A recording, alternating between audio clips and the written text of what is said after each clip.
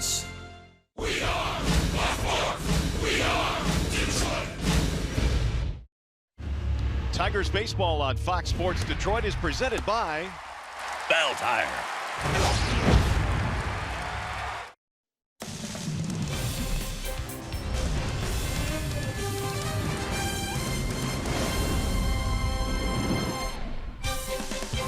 Opening in 1912, it's the oldest ballpark still standing in Major League Baseball, with iconic features like the Green Monster and Pesky's foul pole, just to name a few. It truly has stood the test of time. And tonight, the Tigers are back for Game 2 in their series against the Boston Red Sox. This evening, we come to you from Fenway Park in the opposite side of the pesky foul pole on the corner of Ipswich and Van Ness, where you can find some of the great Boston Red Sox immortalized with statues. Hi again, everyone. Mario and Pemba alongside Kurt Gibson. One of those statues, Carl Yastrzemski. And Gibby, I know you've had a special affinity for Yaz. Well, I have. You know, this is my favorite park still remaining out of the Major League parks that I played in. And Yaz, when I was a little kid sitting in the right center field bleachers at Tiger Stadium, I almost caught a ball. Not many years later, spring training, I lost to Carl Yastrzemski, towering fly ball in the sun. And then later, in about 1980, got to actually catch a fly ball, and I was really awed by the history of the game at that point, and one of my favorite opponents ever, and here we are today. All right, now, Carl Yastrzemski certainly would have been proud of the offense last night for the Red Sox. They are, as advertised, very good. Well, offensively, what we found out last night, you look at the numbers before you come into a series, and then all of a sudden you play a game and they come to reality. And last night what we learned is Boston's aggressive. They love the fastball. They pounded the fastball last night. J.D. Martinez in the first inning, he pounded it off of Blaine Hardy.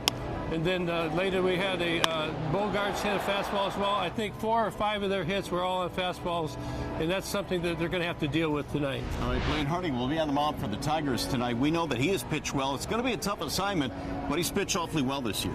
He has. He's held his opponents to 2 runs or less, I believe, in his last 4 starts.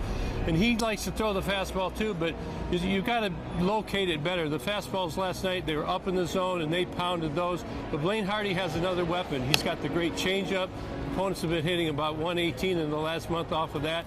He's got the slider. He can mix them in, get him off that fastball, and locate it down in the zone. And I think he's going to fare much better, and it'll be a good matchup tonight. If he is able to implement those pitches. All right, one of the other great Boston Red Sox immortalized here as well with a statue. The great Ted Williams, the splendid splinter. Many consider him the best hitter in baseball history. Stay with us. Game 2 in the series from Fenway Park coming up next.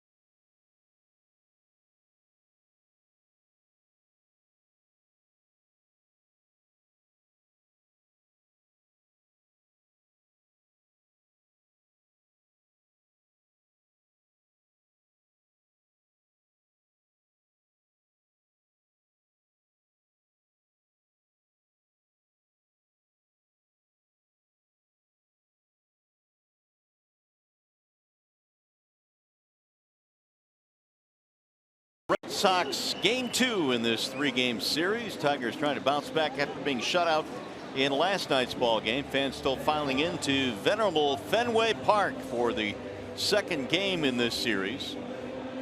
It's a beauty, isn't it? It is indeed, and having a chance to walk outside of the ballpark before our game here tonight. A lot of buzz around the stadium, and they are still filling in right now. Here's the Tigers starting lineup presented by your Southeast Michigan Ford dealers. And for the Tigers, it'll be Nico Goodrum leading it off. He'll play at second base tonight. Then Castellanos and Cabrera. Victor Martinez cleaning up the DH. McCann catching, Martin in center, and your bottom 3, Jones, Iglesias, and Ronnie Rodriguez. Meanwhile, on the hill tonight for the Boston Red Sox, presented by MGM Grand Detroit, is the left-hander Eduardo Rodriguez. Eduardo is 6-1. He's won his last 3. Only given up 4 runs in his last 3 games. He's kind of like Blaine Hardy a little bit. He's got the good changeup, but he's got 94 if he needs it. More like David Price is what he wants to be, and he's throwing the ball very well for the Boston Red Sox. Let's take a look at the Tigers, or the Boston Red Sox starting defense tonight. Out in left field tonight, J.D. Martinez. Andrew Benintendi has moved over to center. Jackie Bradley Jr. from center over to right. Rafael Devers is at third. Bogarts and Nunez up the middle. Mitch Moreland's at first base. Christian Vasquez behind the plate again for the Boston Red Sox. Alex Cora, the skipper of the Boston Red Sox, has his team off to a fabulous start. Cora, the 47th manager in Red Sox history, and is a native of Caguas, Puerto Rico. His first year as the skipper here in Boston. Bench coach with the Houston Astros most recently, and Cora from a good baseball family. Meanwhile, Ron Gardenhire doing a fabulous job in his first year as well of the Tigers. He's got this Tigers team playing some really good baseball in terms of the fact that they come to compete every night, Gibby, and we've seen that night in and night out. Well, you're right about that. It seems like the atmosphere is different than it was at the end of last year for sure. Players are all ready to play every day. I noticed Gardy doesn't put his lineup up until like 2 o'clock or so every afternoon. So that's something that doesn't go on around the major leagues. Usually they like to see it up a little earlier, but he wants his players, all of them, ready to play when they show up at the park. Here we go. The first pitch is up high to Nico Goodrum. Nico batting .250, 5 home runs.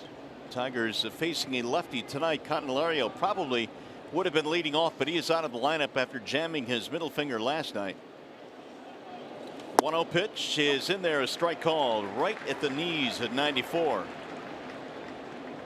I think Candy won't be out too long. We were worried it would be severe, but it doesn't appear to be, and Nico with an opportunity tonight. 1-1 backs him out of there. 2 balls and 1 strike. So a much different look tonight for the Tigers after facing the knuckleballer Stephen Wright last night.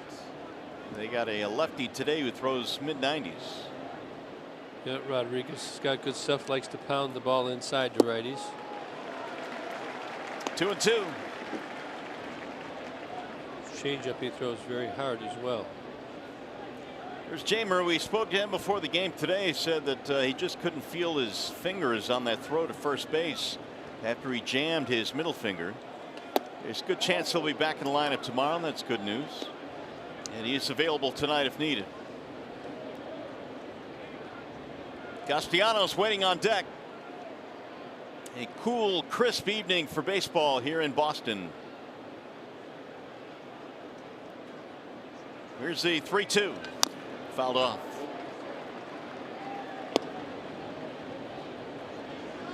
Mike DeMuro is behind the plate tonight. Rehak, Wegner, and Tumpain, the other members of the crew. Mark Wegner is your crew chief there at second base.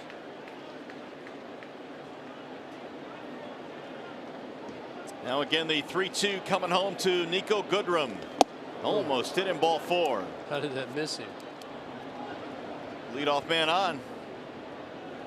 By the way, if the Tigers combine for 3 or more home runs in this game, simply bring a copy of the Tiger box to a participating Arby's location tomorrow. Free small order of curly fries will be yours. Well, the Tigers let Stephen Wright off the hook last night. They had a couple of walks in the first inning. They had a runner thrown out at the plate. And they could not take advantage of Wright's wildness early in that game, and boy, did he settle in. Yes, he did. He mowed the Tigers down when he retired 13-14 in a row, where the Tigers even had another base runner. But he took quick care of that runner. Swing and a miss by Nick. Goodrum, good speed at first, 5 stolen bases. Castellanos, 2 more hits last night, jumping his average up to 336. Nick's really raking the left-handers, most of them on the inner third of the zone pitches.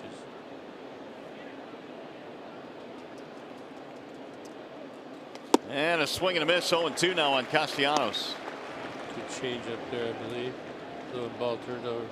Castellanos 476 versus the inner third of the zone pitches. It's 20 for 42 in the air.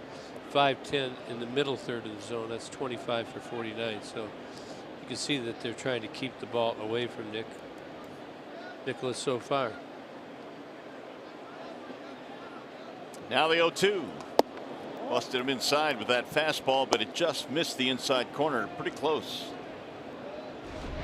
Look at the changeup right there. That was 90 miles an hour. He throws his changeup very hard. Nick, that was the swing and a miss. He saw it turn it over just a little bit. You don't see many changeups at 90. Not at all. 89, 90.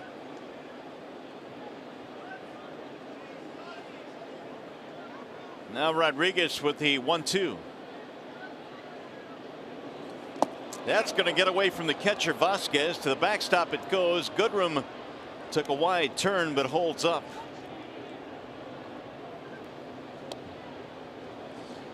Well, one gets away, and Nico over there, look, he gets a jump really quick. He's got big, long, powerful strides. He's thinking 3 right there, but breaks it down as Vasquez retrieves the ball quickly.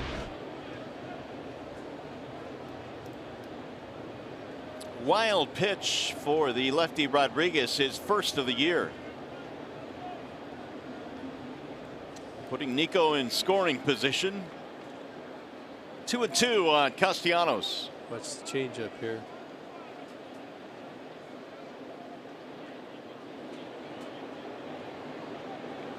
Swing and a miss. He struck him out.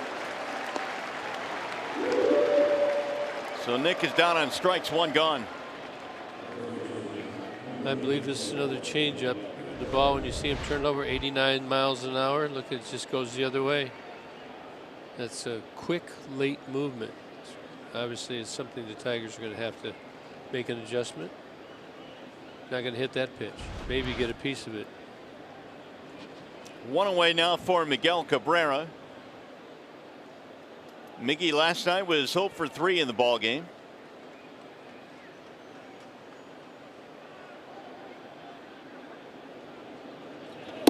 And he'll look at a strike on the outside edge. 0-1. 307 for Cabrera. He's knocked in 22. He missed about a month this year, most of the month of May, with a hamstring problem.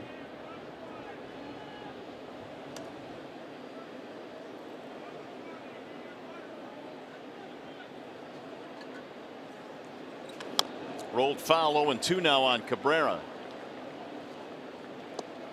Rodriguez is 25 years of age. He hails from Venezuela.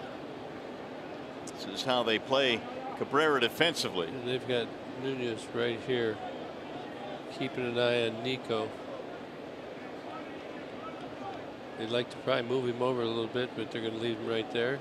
Can't do both things with one movement. Because I know that they would like to run. Got to force the issue with this Red Sox team. So last night they held up well to the pressure. Tigers lobbied the aggressiveness. They handled it. Fouled away. See that fastball, 94 miles an hour. That's a pretty good changeup. Is 89 to 90. 94 is the fastball. So doesn't seem like much of a variance of speed, but it's perfect because he has the same motion. The fastball is fairly straight. The changeup turns over and goes away from the righties.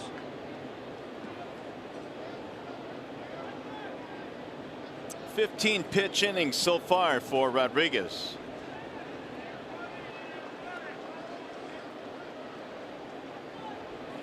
And Cabrera takes strike 3 in the outside corner. Well, he dotted the corner there. 2 gone. Yeah, you really couldn't set it any nicer. I believe that's another changeup, 89 miles an hour. You can see he's going to throw it a lot. That's looks like a slider cutter right on the outside corner, right at the bottom of the zone. That's what you call border.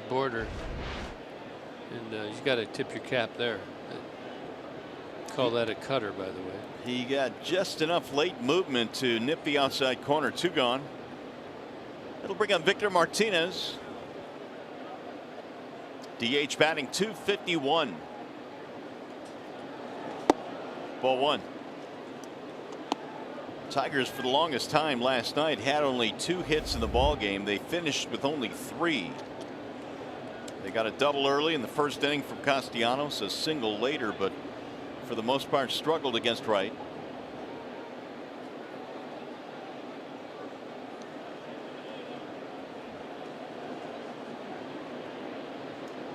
Victor has not seen the changeup yet. He will somewhere along the line here. Fastball in there for a strike. 1-1. It looks like that fastball almost cut a little bit. Probably more of a natural cut.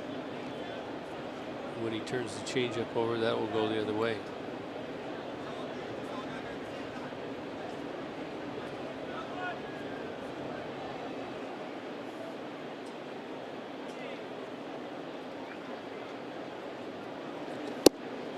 Little high. 2-1 on Victor, who is a former Boston Red Sox. In 2010 he played here in Boston. In fact, was traded to the Red Sox from Cleveland at the deadline of '09 and spent about a year and a half here.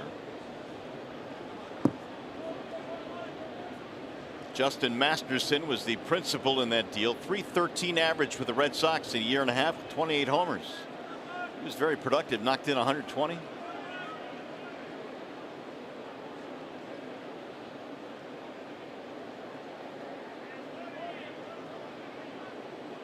Here's the 2-1. Ball 3 low.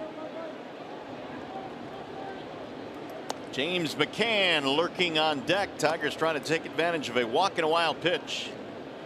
There you see Rodriguez. He's showing the fastball, the cutter, and the changeup. Get guys in scoring position. The pitchers tend to throw all their pitches. They want to mix it up more. That changeup has been very tough for the right-handed hitters of the Tigers to see early enough at this point. Well, Rodriguez, a very slow pace here in the first inning. Now he steps off. Vivart this year is hitting only .158 with runners in scoring position. He would like to turn that around quickly.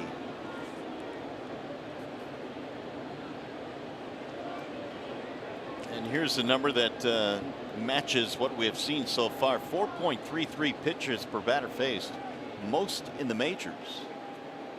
That explains it. Little chopper slowly toward the third baseman. Devers on the charge. Double pump, and he still got him. Inning over. Tigers threaten. They get a runner to second, but fail to score. And we go to the bottom of the first.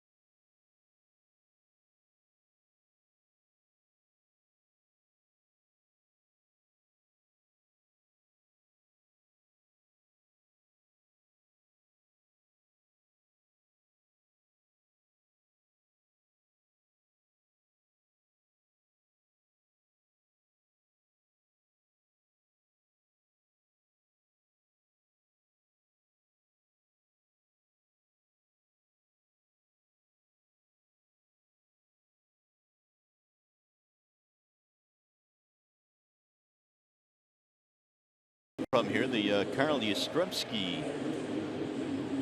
Yes, he doesn't get out much anymore. We tried to hook up with him. Would have been cool, but we were unable to do it.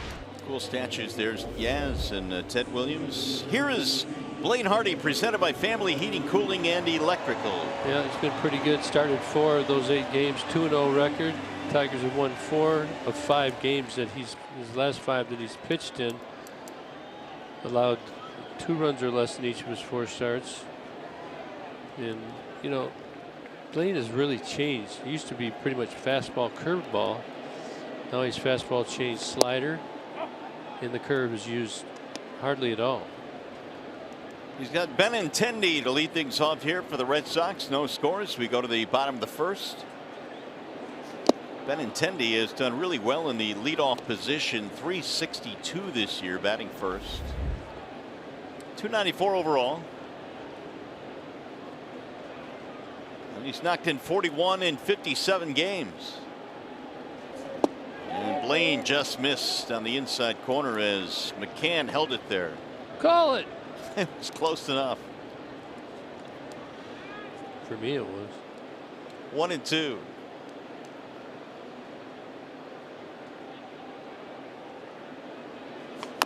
Little ground ball back to the mound. Easy play. Hardy guns it over to first for the out. 1 away. Rest of the Boston lineup presented by the Metro Detroit Chevy dealers. You saw Benintendi. Here comes Bogarts. He'll bat second. Then J.D. Martinez and Mitch Moreland. Nunez at second. Sam Travis is the DH tonight. Devers, Vasquez, and Bradley Jr. rounded out. What a great night for baseball here. A little bit cool. 59 at game time, but skies are clear. Yeah, I look down on this field. This is a perfect evening to play.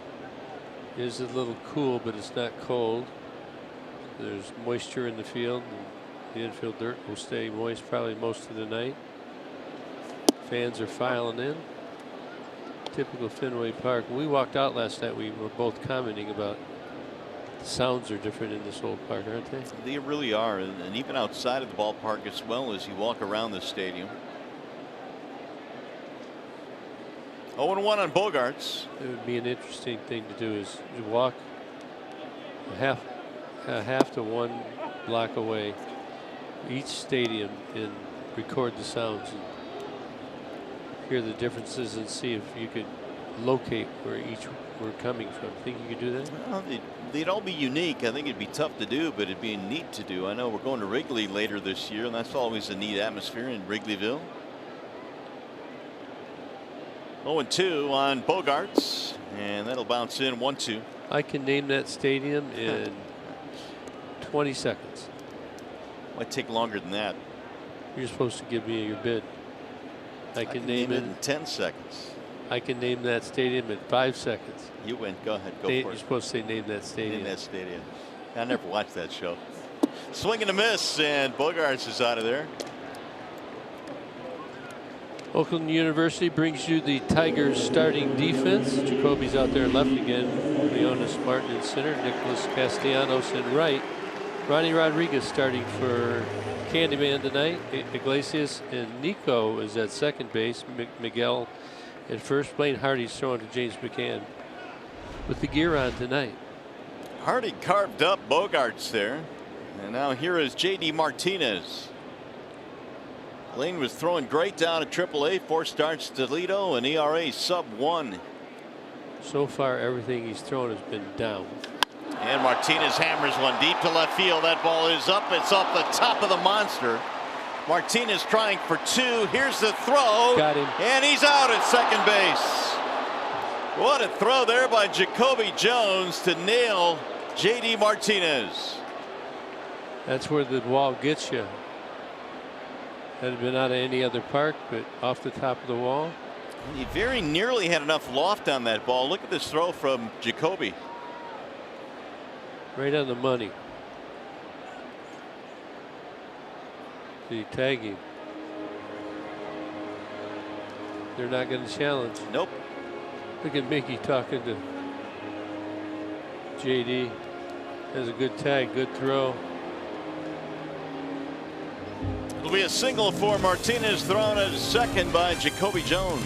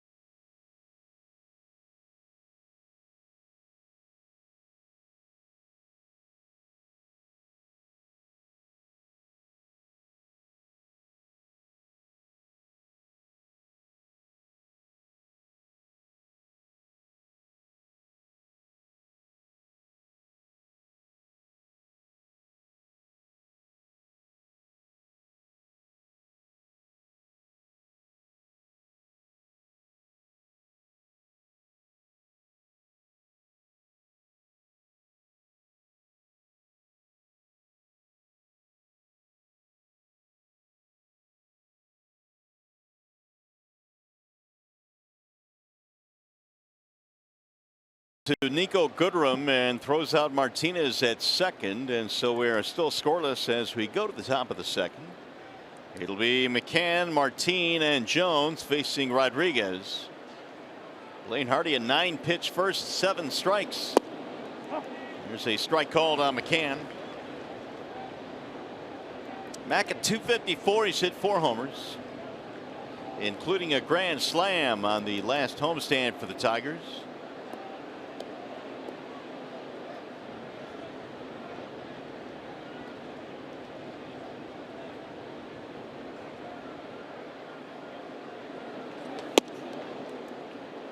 Rodriguez stands way to the third base side of the slab. Yes, he does. He's probably doing that so he can get the ball to one side of the plate or other. I don't know what he struggles with. He's definitely changing the angle. Popped up first base side. Moreland has room, and McCann is out, 1 gone. Sometimes if you're over on the other side of the rubber, maybe he yanks it or he loses it iron side, so they make adjustments. That's not normally where a lefty would be. And he's staying over there for the lefty and the righty. When he starts his windup, his toe is barely touching the slab. Yeah, they pretty much have become relaxed on that rule.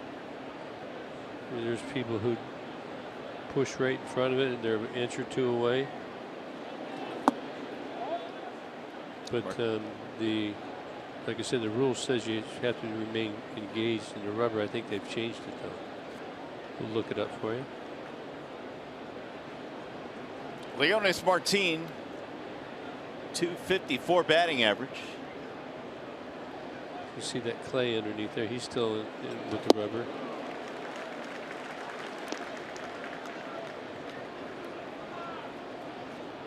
Martin this year batting only 136 versus lefties.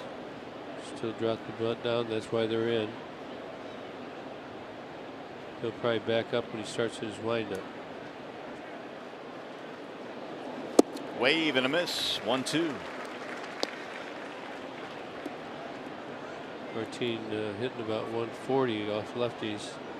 Looks like he's not picking up Rodriguez very well right now. 0 for 3 in the ball game last night. He was really exclusively the leadoff hitter until recently, when Ron Gardenhire said that he'll drop him down against lefties. Now the 1-2. Just off the plate at 95 that time from Rodriguez. Now watch the catcher. You know, catchers, they'll move anything. Watch Vasquez. This ball, look how far outside it is. Watch you move it. He moved that. How far is that? 12? About a mile and a half. Yeah. at 55. I mean, I can see a little nuanced pull of the baseball back into the strike zone, but I'm surprised umpires sometimes will give them that call. They never quit. Martin stays alive. Eduardo Rodriguez was acquired from the Orioles at the deadline in 2014 for Andrew Miller, who is now in the Cleveland bullpen these days. Well, he pitched good for Baltimore. He's pitched good for Cleveland. Pitched good for wherever he's been, but he appears to be hurt right now. I think here in Boston is where Miller really became or found his niche as a really good reliever in the bullpen for Boston, then was dealt a couple of times to become a really good weapon. Former #1 pick of the Tigers. 3-2 on Martin, so once again a lengthy at bat here for Rodriguez, and another foul. The Andrew Miller, when he came up with the Tigers, was rushed a little bit, wouldn't you say? I would say. And they were in the playoffs. Actually, they called him up, and you know, that kind of stops the development when you're competing on that level. But then he went down to Florida for Miggy, right? He did indeed. One of the biggest trades in Tigers' recent history. That is popped up foul, heading back to the seats, and Vasquez runs out of room. And here he is, back with Miggy still here. Andrew Miller's in Cleveland. He's been hurt more this year, but he's thrown a ton of innings. So, you know, what do you do if you're a player? Do you go ahead and just keep going until you can't go anymore, go for the championship, or do you pace yourself? I think he's shown that he wants the championship. Keeps going.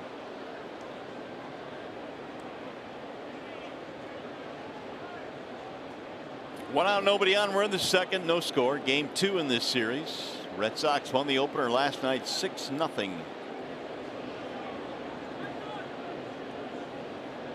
You know, the way they're using relievers nowadays, I'm not sure it's good for the relievers. It's great for the results, but maybe shortens careers. Bouncing ball right side, fielded there by Nunez. 2 gone. Let's take a look at big boys, big play of the game. It happened already in first inning. J.D. Martinez off the top of the wall. Jacoby, bullet, laser right on the money. A good follow through here. He gets his feet turned sideways. Good and accurate. When you do that, your ball stays straight. If you don't get closed perfectly, you tend to sail the ball, and you don't want that. Well, J.D. Martinez has hit 20 home runs this year, but that green monster cost him number 21. There's a ground ball to third, diving try right by Devers down the line. Jones on his way to second. He will take the turn, go for 3. And Jacoby's in there standing up. Martinez couldn't dig it out of the corner. It's a 2-out triple. Yeah, it's a tough corner down there. And Jacoby loves to run. Boy, when he got there to second, he was just low flying. He was just enjoying it. Feel the wind on his face. He knows he can run, and he loves this part of the game. Perfect. Devers is in for the bunt. Can't get it. Look at that. That's tricky down in there. The old rock pile there. There's a rake down there, and the Jacoby's on his way. You don't normally see a triple hit to the left field corner. But Jones now is in scoring position. 2 outs for Iglesias. I think JD had a long way to run as well. Ball 1 high. See if they throw him a changeup right here. Jose loves batting in this ballpark. .315 lifetime here at Fenway. Of course, he broke into the big leagues here with the Red Sox. And that one misses high at 95. 2-0.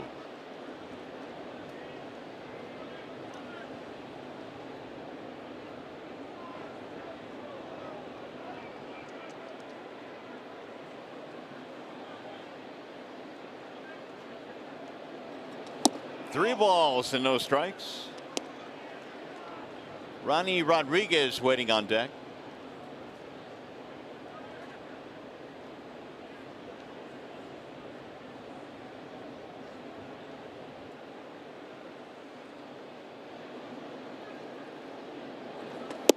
In there, a strike. Iglesias traded to the Tigers July of 2013. That was part of the Abisail Garcia trade, who went to the White Sox. Jake Peavy also involved in that trade. Driven toward the gap in left center field. That ball is going to get down and drive in a run. Iglesias with a 2-out knock, and the Tigers get a 2-out run. Well, we're going to take you back to J.D. Martinez. How does this turn into a triple? And Jacoby Jones loves to run. We know that. Here's the frozen. He's over here in left center, and he's going to have to come all the way over here. And he's not as fleet as foot. He certainly can swing the bat well. Get inside the corner right here. Look how far he's got to run. And you looked at Jacoby. He took off out of the gate all the way, never slowed down one step. And then Iglesias with the single, and the Tigers lead 1-0. It's a great view of how long he actually had to run. Defensively, they had him more toward left center field. Ronnie Rodriguez now with 2 outs.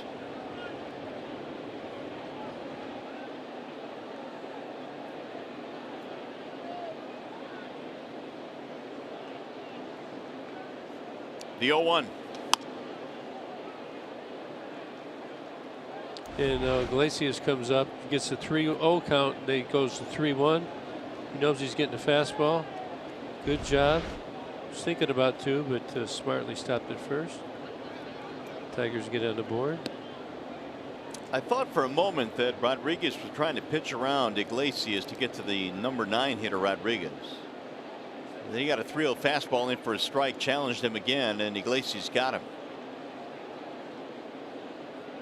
The 0-2. Swing and a miss, and Ronnie is out of there. 3rd strikeout of the game for Rodriguez, and it's 1-0 Tigers.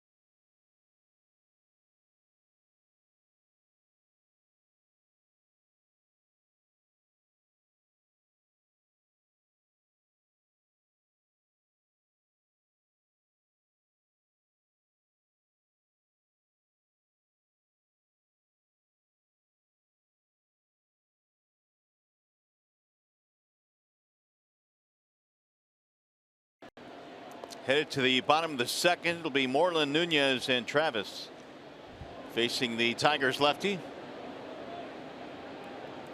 Mitch Moreland is over 300 this year, 310 for Boston. 10 home runs. He's knocked in 30. Very dangerous. Remember last year he's really hitting the ball out over the plate well the other way. Got to see how he is this year, if that's the same. Good slider right there. Yep, you got to keep him out the fastballs. We talked about it in the open. And he's keeping the ball down for the most part. I think the one J.D. Martinez hit off the wall was fairly decently down in the zone. But he's hot. He went down and got it. Playing to pull on Moreland. It'll miss outside just off the plate. Moreland has really taken into the cleanup slot in their lineup. .431 batting cleanup this year. 2 more hits last night. Yeah, if you're a left-handed hitter here, that fastball, he didn't even flinch at it because you tend to look slider here. Bouncer back up the middle. Iglesias ranging left. Moreland is out, 1 gone. It's a 6-3 ground out. Okay, Blaine Hardy now. Let's take a look at his first 2 starts. Look at the fastball usage and the ground ball rate. You see his secondary pitches. Let's go over to the right column. Those last 2 starts, as he picked the usage up of his secondary pitches, 50% ground balls. There, you just got one. Keeping the ball down, keeping them out on their front foot. That was a big change that he made. Many more changeups, sliders mixed in, but he's keeping them where where they're supposed to be located. If he gets tired and gets them up in the zone, as we saw yesterday, Boston will hammer that baseball. The other thing is Blaine has really thrown a lot of strikes. He's done it again here tonight. There's a wave and a miss, 0-2. His last 2 starts, nearly an 80% strike rate. Ron Renicky talking to JD probably about that play off the wall, huh? And or the one down in the corner. JD's had some wall action tonight so far. Ball low.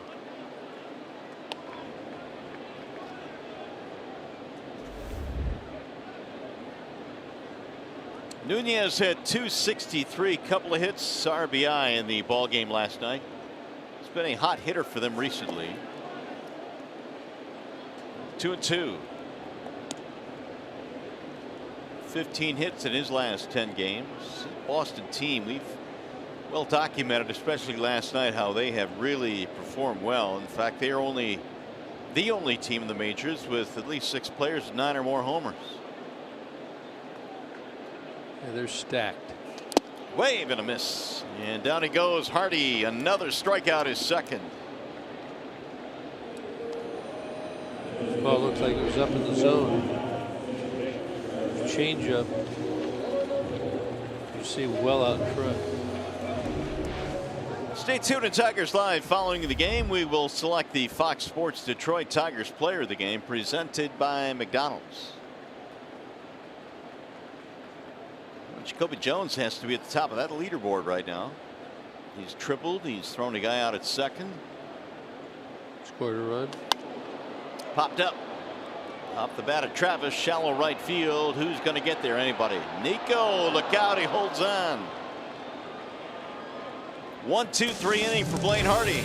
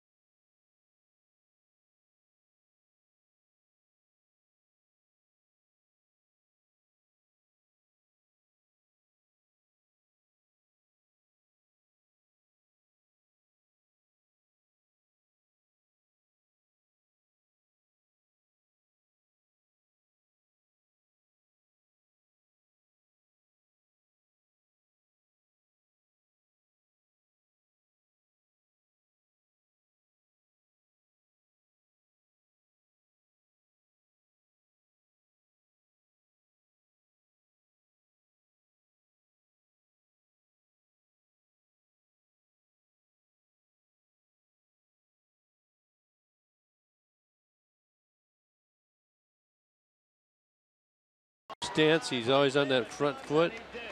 Had that bat curled back.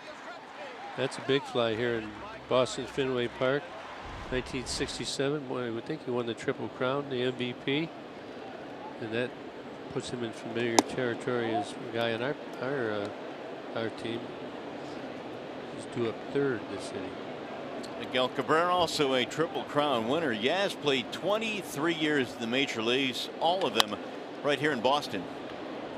That's rolled to third base. Devers throws out Goodrum, one gone. That'll bring up Castellanos.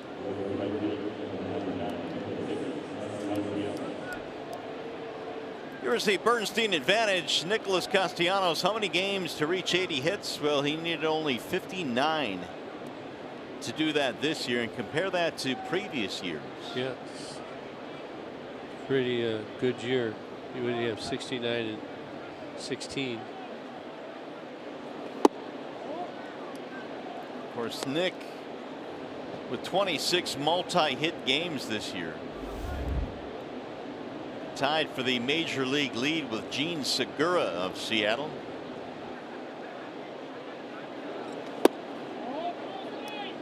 Two and 0. Back to back inside. 2-0 count. You think they're going to throw a fastball here? I don't know. I think Nick, he's just a see-ball, hit-ball guy. I'd be more a cheater here. I'd be cheating something off speed. There it was, change-up.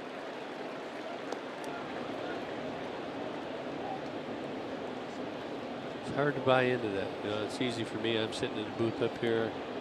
I'm saying, I'll sit on the change-up, but if it's a fastball, it goes right down the middle. You just have a hard time dealing with it. That's one of the tricks that you have to learn to do, though. 2-2 on Castellanos. And he went 89-mile-an-hour changeup to 95 fastball on the hands, or I should say thumbs. And Nick is still feeling it, taking another beat to step into the batter's box.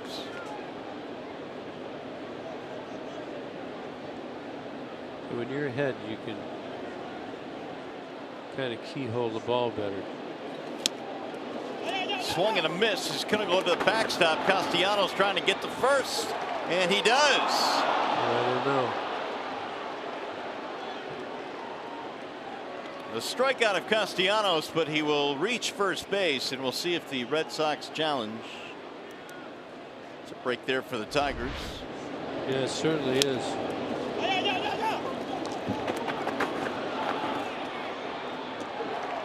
I think he's there. Yep.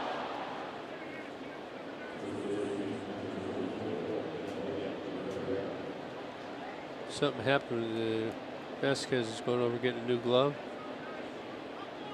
Yep. I think his glove broke. Here you see it. Oh, he's definitely there.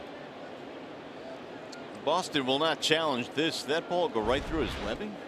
The webbing broke. It'll be a pass ball. That's a tough pass ball.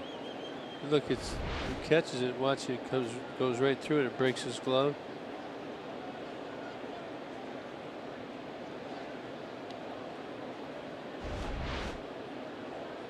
So the Tigers have a one-out base runner. Check your glove.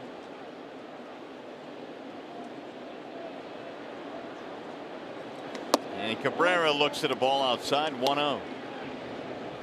1-1-6 to the plate. That's pretty quick.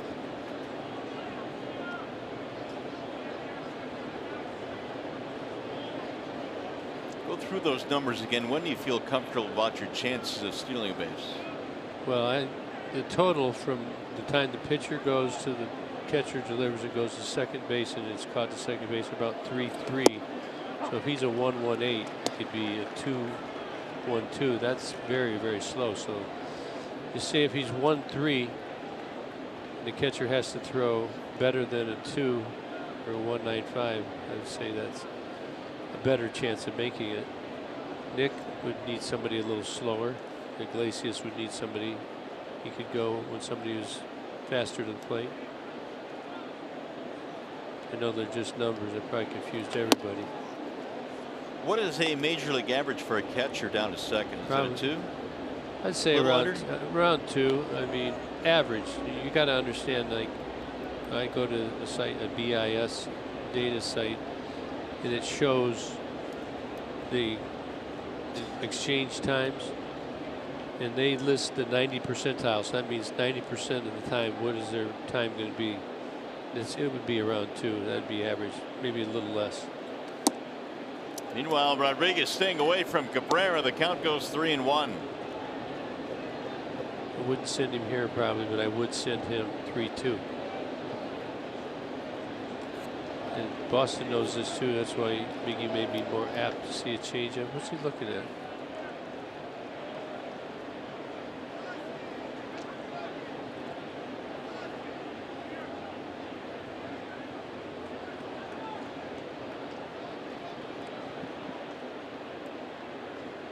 It's not off speed again. Runner does hold, wave and a miss, and now 3-2 on Cabrera. Got the fastball. So you're starting Nick here. Yep. Yeah, you know, part of it is to put the challenge on the hitter, no matter who it is. This club needs to manufacture runs. You got one of your best hitters up there. Absolutely. Nick's got to make sure he goes home. Runner holding is fouled back out of play. Yeah, the one thing about it, it's tough. The left-handed pitcher, you have to hold real late because you got to make sure he goes home. Already 3 full counts now for the lefty Eduardo Rodriguez.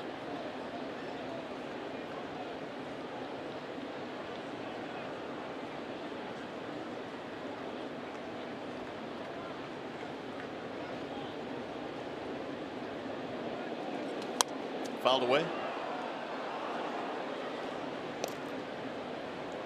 What do you got on the Triple Crown numbers here, Gibby? You were talking about these two guys. Well, look at the seasons. This is 2012 for Miggy, 67 for Yaz, and MVP. 44 home runs, both of them. Miggy had 139 RBI. Average right there, 326, 330. Yaz almost also won the batting average crown in 68 at 301. It was oh, watch it. Oh, what a play by the second baseman Nunez. Leaping play at second to take a hit away from Cabrera, who absolutely scalded that ball. Wow. Did everything right. Good thing he wasn't running because he had a double play. Just perfectly timed right in the end of his webbing. Didn't look like he was going to catch it. That glove held on. He was up there quite a ways. Just a timing thing. You could see that ball was tailing back. And the reaction of Miguel Cabrera, had he been able to keep his balance when he came down with that ball, might have been able to throw to first, but nice play by Castellanos to get back. 2 gone now for Martinez. Victor grounded out his first time up.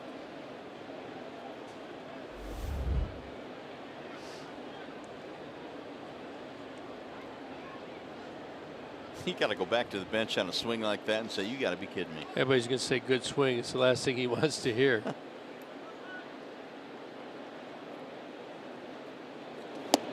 It's not. Go ahead. 1 ball, 1 strike on Victor. Has not thrown to first one time, has he? Not at all.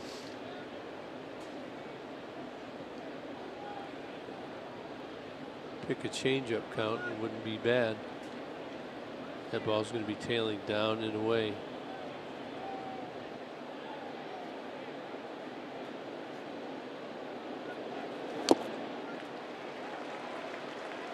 That's quick, 1.11 seconds. So he could be 2.2 seconds and still Boston would have a good chance of cutting down the runner Castellanos.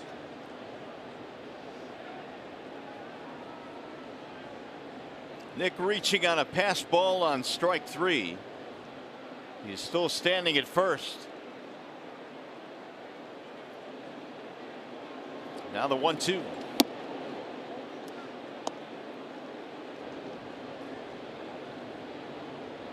Still no throw to first. Still waiting. What I would look for the first throw on this foot, on the pitcher, when his foot's on the rubber, would be to see if this back toe right here lifts up. If he goes to first, a lot of guys lean backwards and the toe comes up.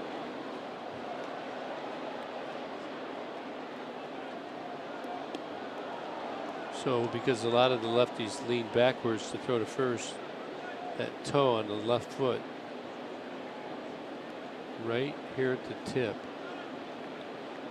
will go up. A lot of base stealers, a lot of the old timers used to steal bases that way. It's a real trade to learn, you know, and feel confident to read that toe. Because we'll watch here, even though he throws home, you'll see how he kind of pushes it into the rubber when he goes home. The last pickoff that Rodriguez has had was not since 2015, so it's been a while. Yeah, I don't get the sheets to show how many throwovers he does. High fly ball center field, going to be playable. Benintendi is under it right at the warning track to retire the side. No runs. Tigers leave a man.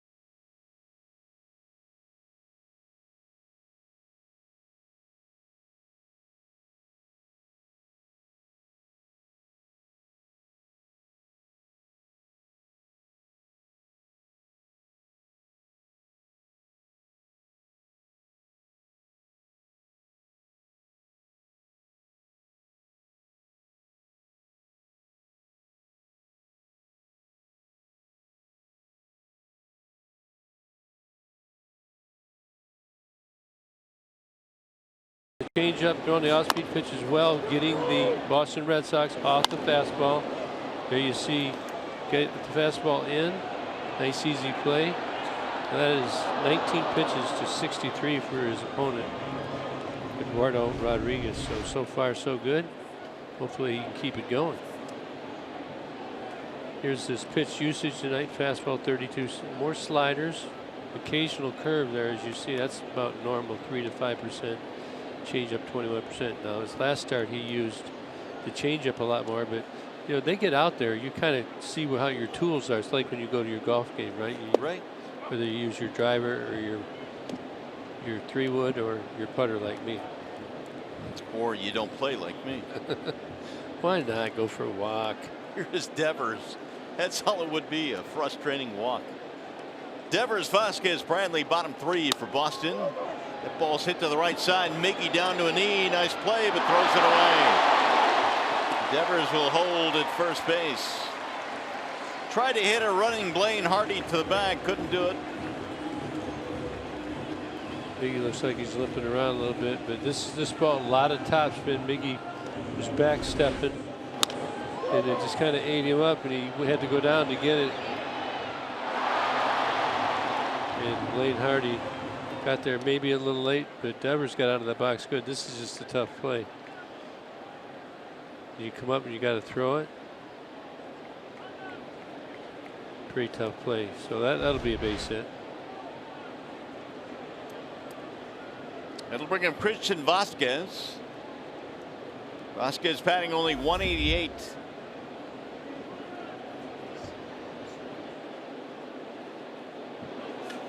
Drives this one in the air to left field.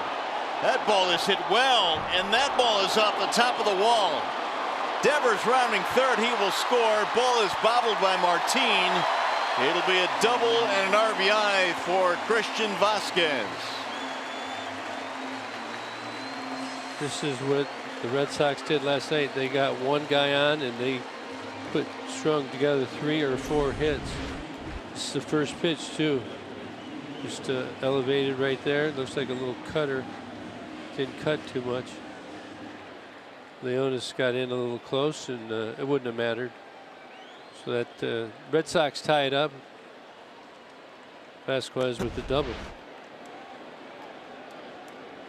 Back-to-back hits here in the third. Vasquez with his 6th double of the year, and that'll bring up Jackie Bradley.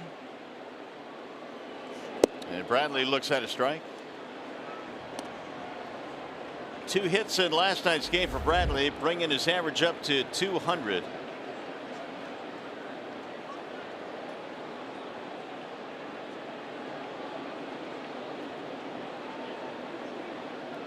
Rodriguez on the grass at third in case Bradley is thinking bunt. Yeah, he may be. And he's hit right in the back. And now they're at 2 on with nobody out.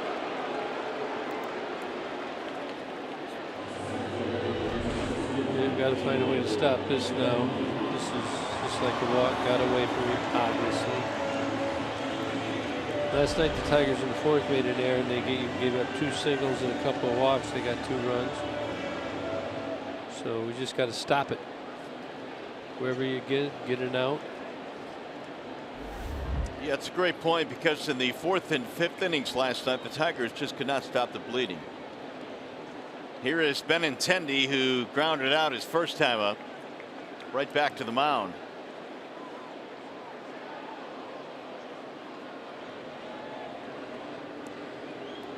I'd watch throwing Benintendi a breaking ball here. Slider or a breaking ball, because he threw it in his first at bat.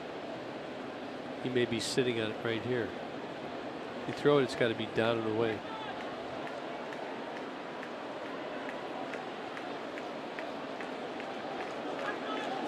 Swing and a miss. Hit the fastball right by him. 25 now for Blaine, 19 strikes. 396 for Benintendi with men in scoring position. Looking for, looked like he was not ready for that fastball. So far the Tigers have been ahead in the outguessing game. But here's the big strike right here, the 3rd strike.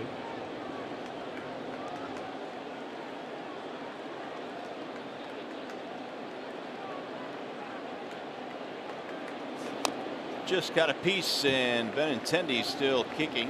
It was a curveball. So when Blaine used to come out of the bullpen, he used to throw a lot of it. He's pretty much fastball curveball.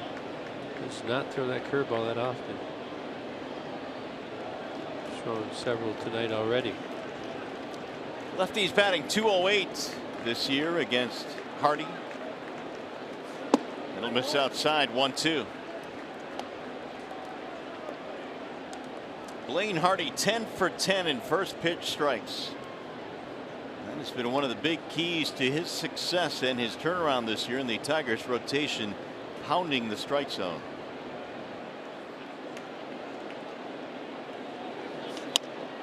Flared toward left field. Jones on the run, still coming toward the corner. It's out of play.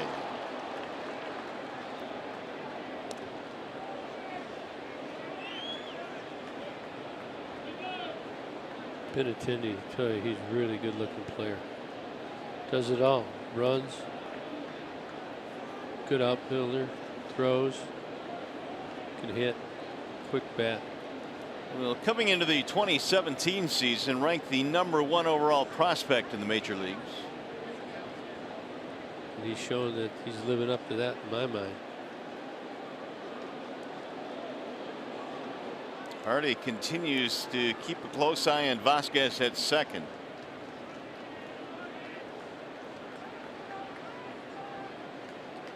Vasquez a double to knock in Devers, tying the game. Low and away. 2 balls and 2 strikes.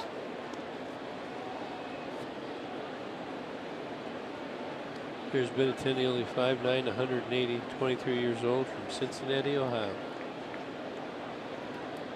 You know, there was so much talk about Nick Madrigal out of Oregon State this year not being a first overall candidate because of the fact that he's only 5'7", 5'8". Benintendi not much higher in terms of height, 5'9". Drill toward left center field. That's going to get down. It's going to go all the way to the wall. 1 run scores. Bradley coming to third. They stop in there. It's a double for Benintendi, and the Red Sox have the lead.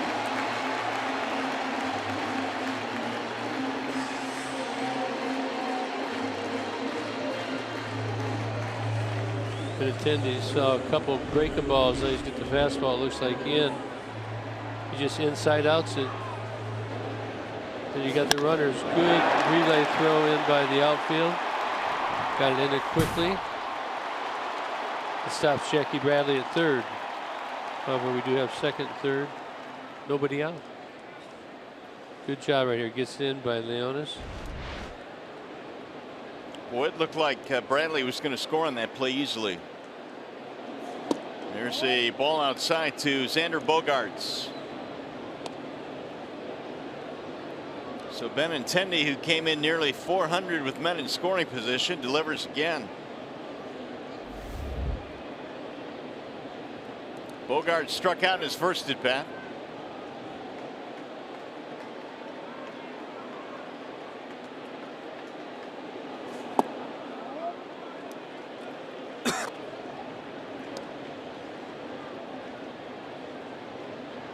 Two and 0 the count. Bogaerts been on base in 30 straight at home. Hit his 9th home run of the season last night. And he had 10 home runs all of last year, so he's well ahead of his pace, and now he's gone to 3-0 against Hardy. Yeah, don't look at the on-deck circle. Oh, we did. You walk him, you're going to have to deal with JD with the bases loaded.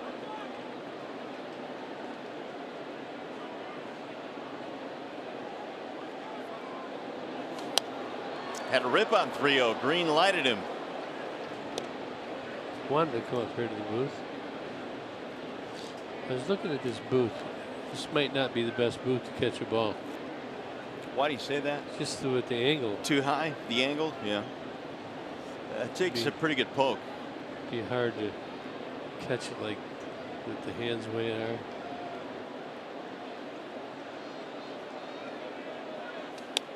Now 3-2 as Hardy gets back in the count. Sac fly probability, everything in this area in front of that red line is a go. Everything behind it, you see the yellow greenish shaded, that's iffy. Obviously the deeper it goes, the greater chance of making it home safely. That's in the air toward left center and hit well. Martinez on the run, still going off the wall. Bradley scores, Benintendi scores, and Bogaerts with a 2-run double. And the Red Sox have a 4-1 lead.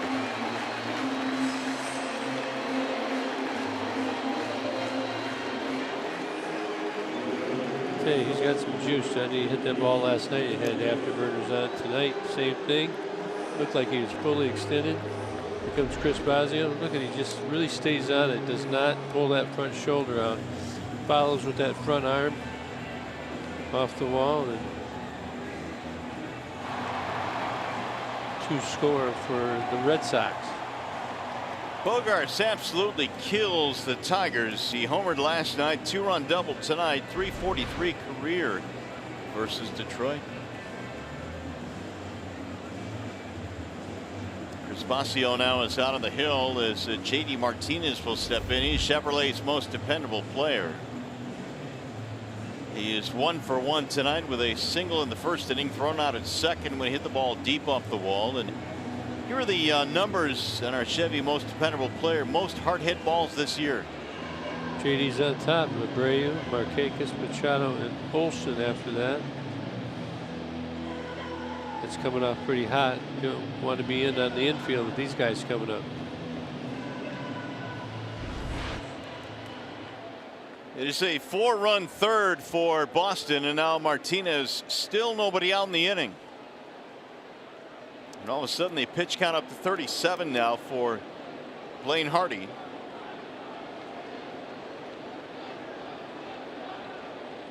As Red Sox get going, they're hard to stop. Well, we saw it last night in 2 separate innings. They really are hard to stop. They string together hits better than most teams. Tigers fortunately got a couple of double play balls last night. Yeah, you do have first base open, so I'd be careful here. I don't know that I'd have JD with the chance to hurt me any more than I already have been this inning.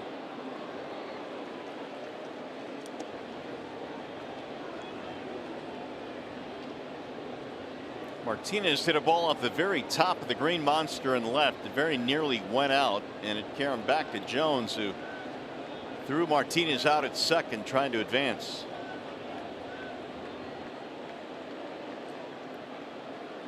The 1-1. Talking to Gardy before the game today. Of course, he was with JD in Arizona last year. Gardy was a coach with the Diamondbacks, and he said he has the best work habits of any player that he has seen. Yeah, he's right up there. He's good. Gardy would know better than I would. He said it, I believe it. Strike on the outer edge, 2-2.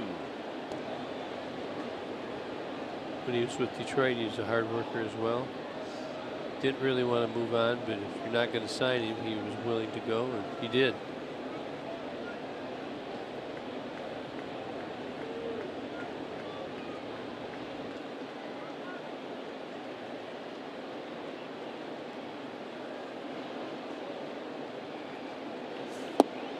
Low ball 3 on Martinez. Mitch Moreland is next.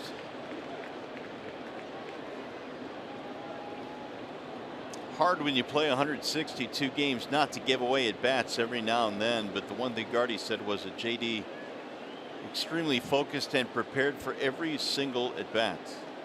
Yeah, he's laid off some pitches that have been close, and in general Blaine Hardy has kept the ball down, but the few that he's leaked up above the thigh area, they have really hit the ball hard.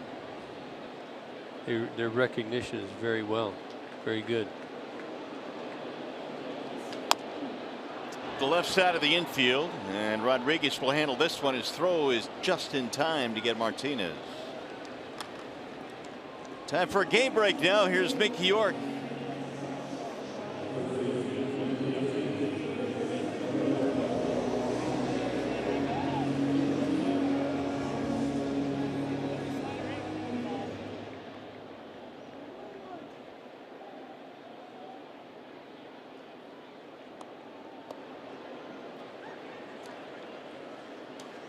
That's pretty good cabbage, good flow. Here's Mitch Moreland. 1 out runner in second. And Moreland looks at ball 1. 0 for 1 with a ground ball in the second inning. Hit it to the shortstop, Iglesias.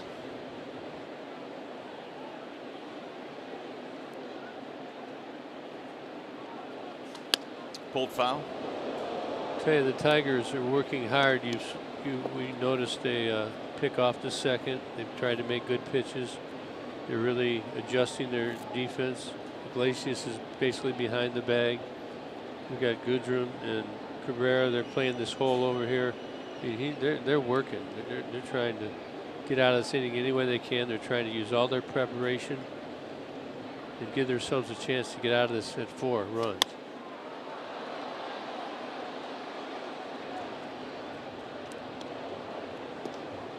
One and two on Mitch Moreland.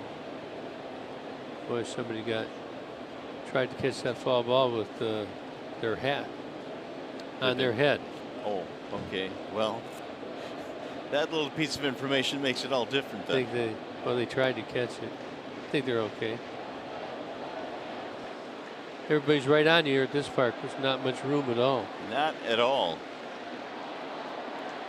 Which is one of the things that makes it difficult to come in here and win games. The 1-2. 2-2. Red Sox are 21-8 at home this year. They average over 6 runs per game here at Fenway. So that's not very far. And this little thing here, if a ball comes down here, Iglesias has got to be ready for it. Keep those runs down.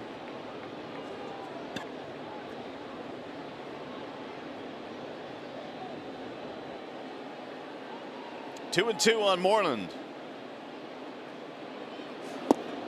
Oh, he held it there, but low. He couldn't have missed by much. Full count. Moreland has been a much better hitter at home this year. .356 here at Fenway. Well, if you walk him here, you put the double play back in order. Wouldn't give him much. Make a chase pitch. On one hop, Goodrum will throw him out. Runner will advance. 2 away. Hey, the 24th annual Negro Leagues tribute game is Saturday, June 9. Tigers taking on the Cleveland Indians at 4:10. First 10,000 fans receive a Detroit Stars cap courtesy of Comerica Bank. If you'd like tickets, call 866-66-TIGER or go to tigers.com. You notice a lot of drop stepping going on in the infield on some of these balls. A lot. I've seen a couple already. They're coming hot. Here's Nunez. It's been a long inning for Blaine Hardy, who came in with just 19 pitches through 2. Just a swing and a miss, 0-1. And he's up to 50 now. One of the reasons the last 3 batters have all gone to a full count. Yeah, they're grinding on him. Second time through the order, they have an idea what's coming. On the ground to the shortstop, Iglesias has it, and that'll take care of the inning. Good inning though for the Red Sox. They score 4 to take the lead. Tigers baseball presented by Pastime.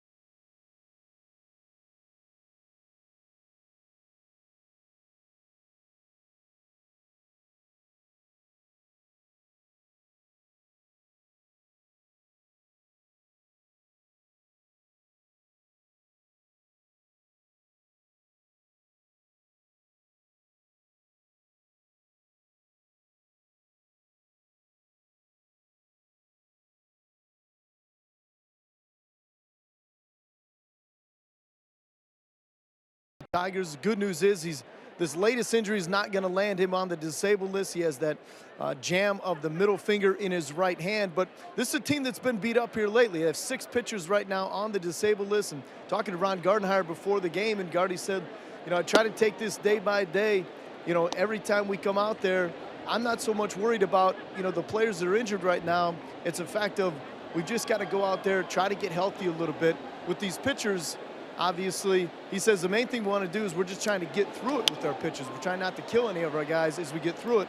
The biggest part for Gardy is the fact that they're in the middle of an 18-game stretch. You had the doubleheader against the Yankees. Now you've got 3 games here against the best team in baseball.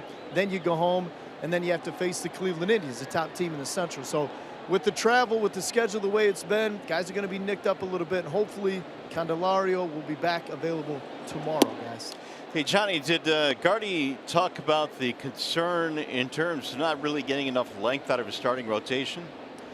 Well, it wasn't brought up, but I think we can all deduce. I mean, that's part of it. And Blaine Hardy's been a guy, certainly we've seen over his last couple of starts, he was able to eat up some innings for him. And, right. Tonight with this 3rd inning going the way that it did, that hurts a little bit because you've already had the spot start with Artie Lewicki. You're hoping Blaine could get you through at least 5 innings tonight, which is yet to be determined. But that's a big part of it. And Alex Wilson, as you know, we saw him in the clubhouse earlier today, not yet activated after that brief rehab assignment in Toledo, but hopefully Alex Wilson's a guy that could be activated perhaps tomorrow, but certainly in time for Friday in the season or series opener against the Cleveland Indians. All right, Johnny, good work. Thank you. The Tigers trying to get through all these little bumps and bruises and DL stints as well. And I think Gardy's done a great job, and he's got the attitude of, look, we got to play who we have. I mean, there's no use worrying about who's on the DL. Yeah, it's not to be insensitive. It's like you're not important, but you have to figure out who's going to play.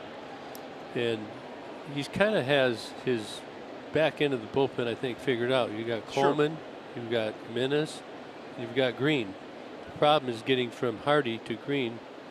That when they lose, that's been one of the problems. The starters are giving up too many runs and too many pitches. Fly ball right field. Jackie Bradley Jr. for the out, 1 gone. And the Tiger hitters have to get a rally. Like right now, Blaine Hardy threw all those pitches in the last inning. You want to try having an extended inning yourself.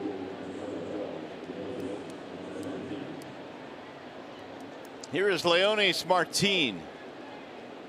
Well, you never know what kind of crowd you get into here. Sometimes they like to talk to you a lot when you're on the field. And when you get into long innings, Rodriguez doesn't. He seems like he's not the swiftest pitcher as far as time between pitches. He takes his time. You get hits, and you maybe get a mistake, or fans start to grind on you. Really got to push yourself and realize what stadium you're playing in and what plays might come your way so you don't make mistakes. It's not easy, but you have to do it. Martin bounced out his first time up. Like, you get a little lazy. This is a different type of grass. It's a different field. The cuts on around the bases are different than most. So we'll show you here after this pitch.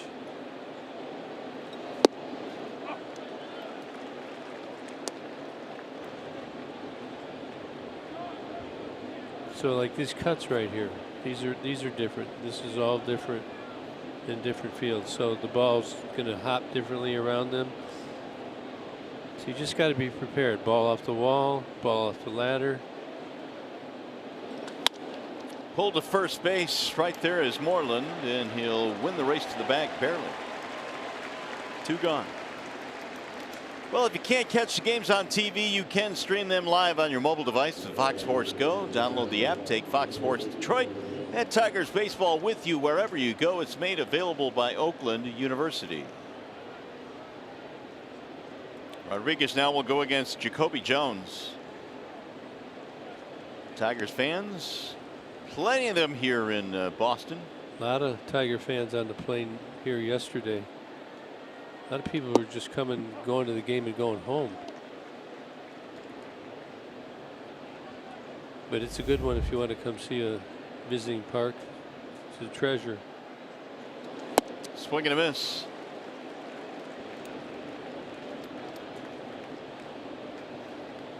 So Rodriguez had 21 pitches in each of the first 3 innings. He is in search of a 1-2-3-4 to try and get his pitch count back in shape. It's at 76 already.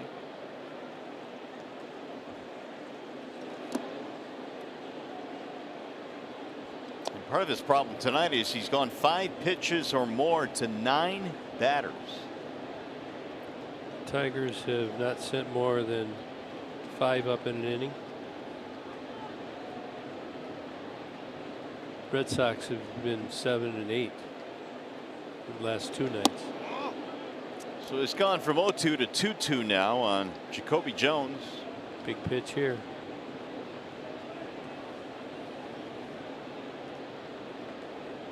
Dana Levangie is the pitching coach in Boston this year for Cora.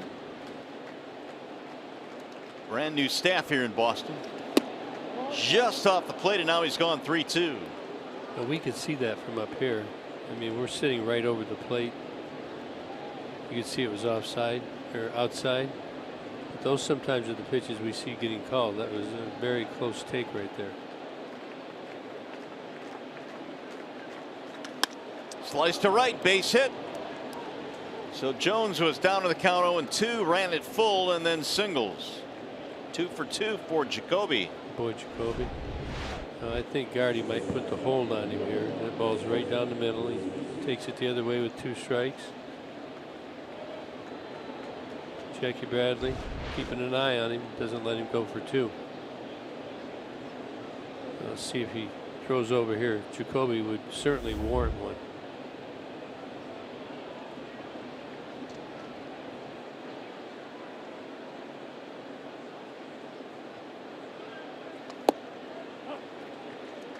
Iglesias had a single to knock in Jones after he tripled in the second.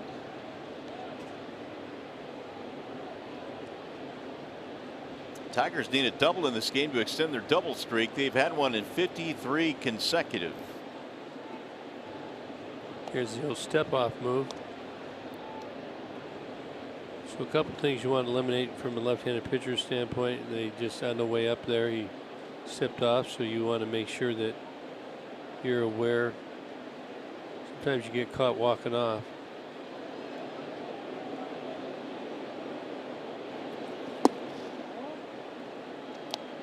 Here's the step off move. They should already know this. See him step off the back of the mound. Ramon Santiago does the scouting before the game, and they all know if he does that or not. Some guys have a real quick one. You need to stay close if that's the case.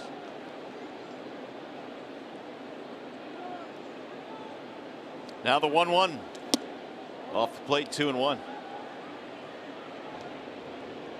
Well, at this rate, Rodriguez is going to be lucky to get through 5 innings. And 2 times in this inning, he's gone from 0-2 to 3-2.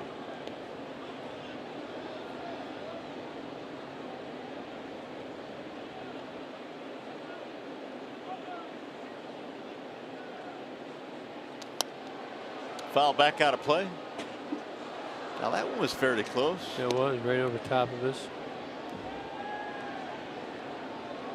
Iglesias, he had to be thinking about stepping out right there for a blink. Wave, Gibby, wave. Where Once we you are. jump up and down. No thanks. Afraid of falling out. It is a very high view here from the press box at Fenway. Now the 2-2 runner going and a ground ball to short. Bogarts has it there. Quick flip in time. That'll end the inning. No runs. 1 hit, 1 left. To the bottom of the 4th we go.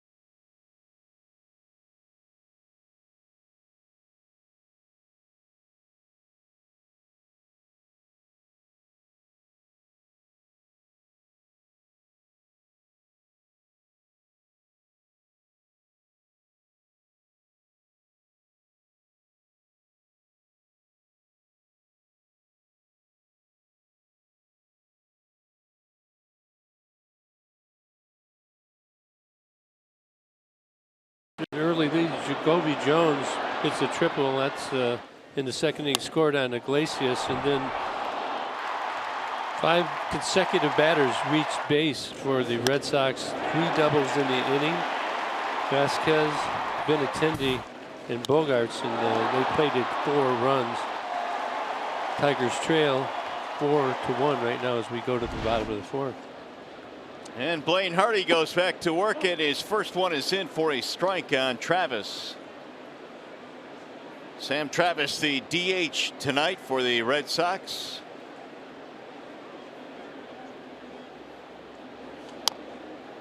Grounded foul. Travis, then Devers, and then Vasquez. If you look at that last inning, they had 2 hits and hit batsman, and then 2 more hits, and then 3 consecutive ground balls to get out of the inning. So I give Blaine credit, he hung in there. However, you want to get those 3 grounders earlier if you can, and he was trying, but he hung in there, didn't lose it totally. Only gave up 4 runs, but in this park you're more than capable of scoring 4 runs if you're the Tigers.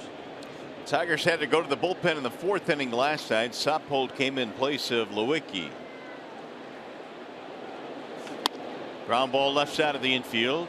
Rodriguez throws it up the line. Tag is made by Miggy. Rodriguez, I don't know if he got totally closed right there. So he's kind of open right there. This ball really sails on him. Miggy comes off and makes the tag. Ooh, barely. Ooh, did he get him? They're not challenging. Must have felt it because Travis must have felt it because he didn't say anything. I think he just barely swiped him. You can see here. Oh yeah. Yep. Got to tuck those in, don't you? You're a runner. Yes, you do. Popped up. First base side, it's both Cabrera and Goodrum, and Goodrum. 2 away. So close right there. And the Jets out over there as well. That's really, really close. And you got the tarp.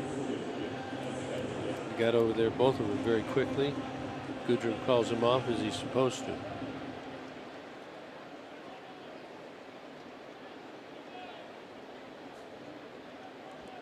Hardy, after throwing 32 pitches in the 3rd, looking for a snappy 4th inning here.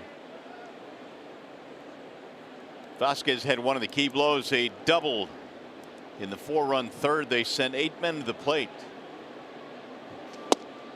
Strike 1.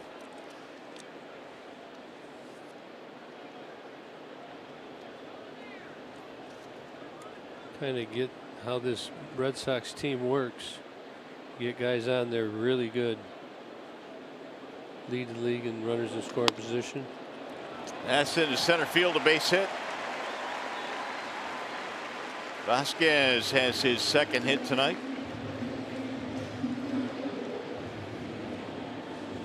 Pretty good swing right here, just right up the middle. Higgy thought he had a chance at it. Just out of his reach. I think Iglesias has been playing more over in the hole than normal. I think he naturally sets up the middle more. I think that the coaching staff is trying to get him to move a little bit more in the hole. And it cost him on that base hit right there. Jackie Bradley.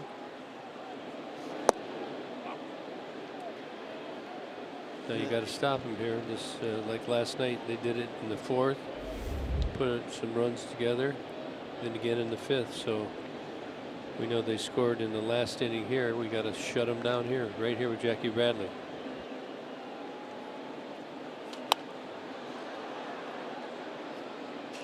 Oh, 2 on Bradley.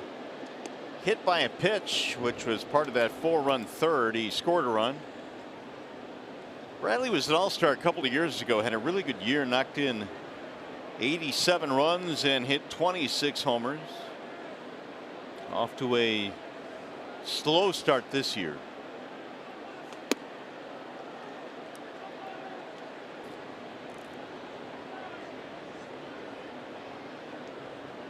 One and 2.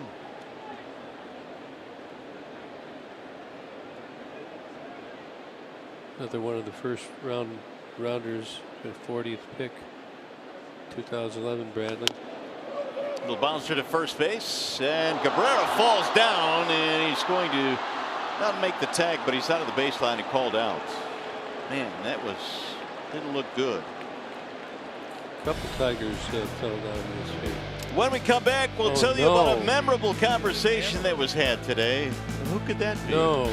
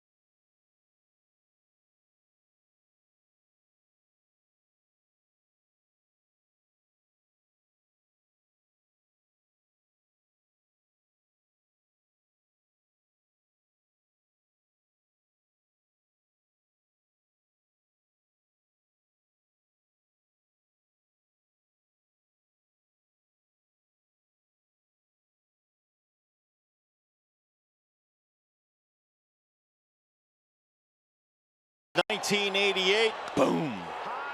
My man Kirk Gibson with a home run off Dennis Eckersley, and she is gone. And of course, Gibby had a chance to catch up with Dennis Eckersley, and you two have kind of formed a little bit of a bond here, a little relationship lately. Well, it's good friendship, I think, starting. Dennis, it took us probably 15 years before we even really saw each other or talked. And we did it here at Fenway. John Lowe from the Free Press set it up. He gave me the tape. He wrote an article. Then it was kind of chilly from that point on. And over the years, we've done a couple things. We did a thing for for Joe Torre's foundation. Chopped up the middle, Bogarts, one gone. And we've done a couple charitable things together. And he's had a great career. And you know, he went on after that and had the most saves for the next 4 years, won a World Series, went into the Hall of Fame. He's got a funny guy. We ate dinner with him last night, don't you think? You know, it's one of those things that you really appreciate about your job. I was sitting there with Kirk Gibson and Dennis Eckersley, just sitting there having dinner and listening to you guys just spin story after story. It was very entertaining. Well, I hit only like 260 off him, but he struck me out twice, and I had 2 home runs off him. It was nothing really big, but the 1 home run, obviously. But he's really good about it, and it's enjoyable to be around him. So to hear his perspective, and it's part of baseball history, whether we like it or not. It is. And hopefully we can add to what's good for the game of baseball for children that want to play. It's a story when somebody's grounded to first base, fielded there by Moreland, and there are 2 gone. Well, Fox Sports Detroit and Nesson have teamed up with Kirk Gibson and Dennis Eckersley to talk about their lasting connection, respect, and friendship, and we'll bring you their entire conversation tomorrow on Tigers Live. Portions of it again throughout tomorrow night's telecast as well. So you're going to want to tune in to Tigers Live, and we'll have snippets of that conversation as well throughout the game tomorrow, which we can't wait for. So I know you had a lot of fun doing it. Yeah, I mean, honestly, the conversation we had at the dinner table, we should have had a secretly taped that, because that was good. We'd have to maybe cut some of it out, but he's just I know everybody can go on the internet and he's had an interesting life, and he's been knocked down a few times just like we all have, and he continues to get up. And he's good over there doing what he does as an analyst. And we talked a little bit about the kids that are playing the game now. We both respect very much who plays the game now. It's not like when we played, although maybe it comes off sometimes. 1-2 on Castellanos. But you know, way back in the day, I think he came up in like 75 or 76. You know, we fought for these guys today. We sat through some work stoppages, and we fought for the game. And you know, we just hope that everybody realizes we all have a duty, no matter what we do, to do that.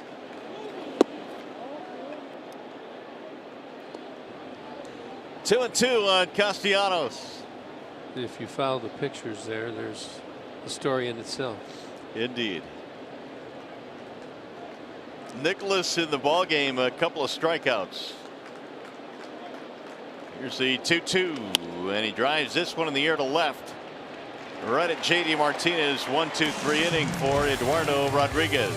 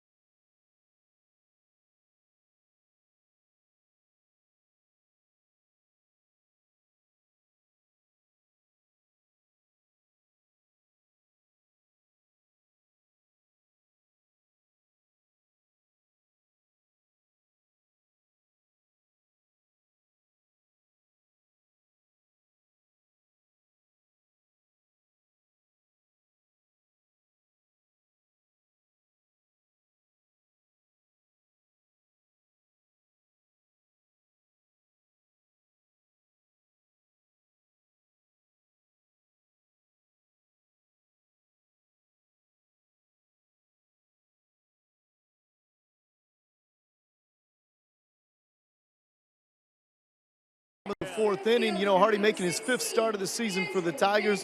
He was eyeing his 3rd straight win, and when I talked to Blaine, he said, you know, coming in against this lineup, he didn't want to be too finesse, didn't want to be too fine with his pitches, but he didn't want to leave them over the plate as well as he wanted to attack the strike zone. The thing about Blaine that he said he learned through his first 4 starts was that he needed to be a little bit more, have a little bit more of a game plan the 3rd time through as the lineup rolled the 3rd time through the order. Well, we saw tonight it was the 2nd time through. So Blaine had to adjust his game plan a little bit earlier than maybe he had anticipated against his vaunted Red Sox lineup. But a good bounce back there in the 4th. Let's hope we can keep it rolling here, guys. Yeah, Johnny, was a good bounce back. They sent 8 men to the plate in the 3rd, scored 4 runs on 4 hits, but he got his pitch count back in order. That ball hammered to deep right field. It is hit well. Castellanos back, and it's gone into the bullpen. Benintendi has just hit his 10th. He's got juice.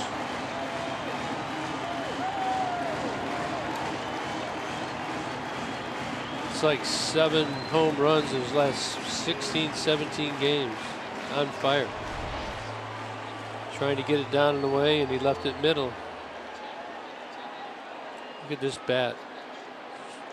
Just right straight to the ball. Perfect balance. Out into the bullpen. Here is Xander Bogaerts.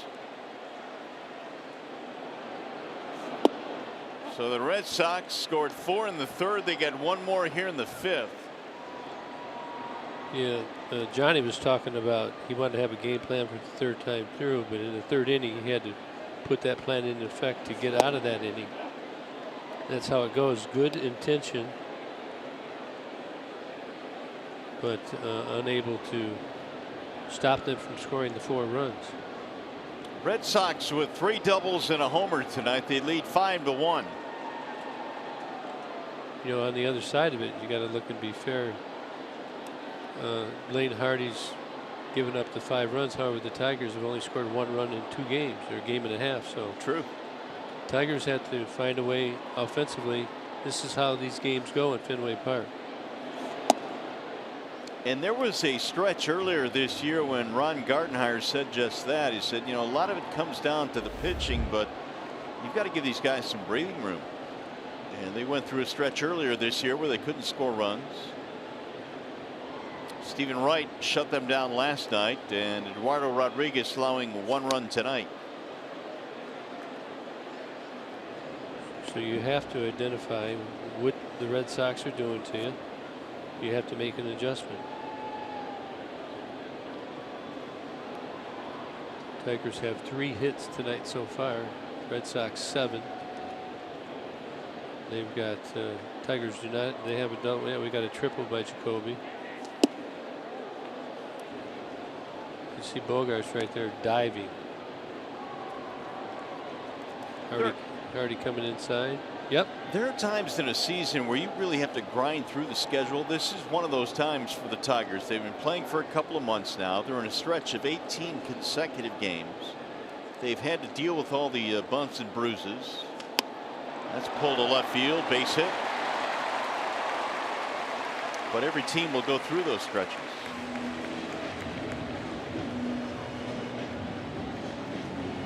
Hey, Detroit Tigers Game of Thrones ticket packages are on sale now and include an exclusive Tigers branded Game of Thrones t-shirt and a ticket. See the Tigers take on the Rangers July 6th.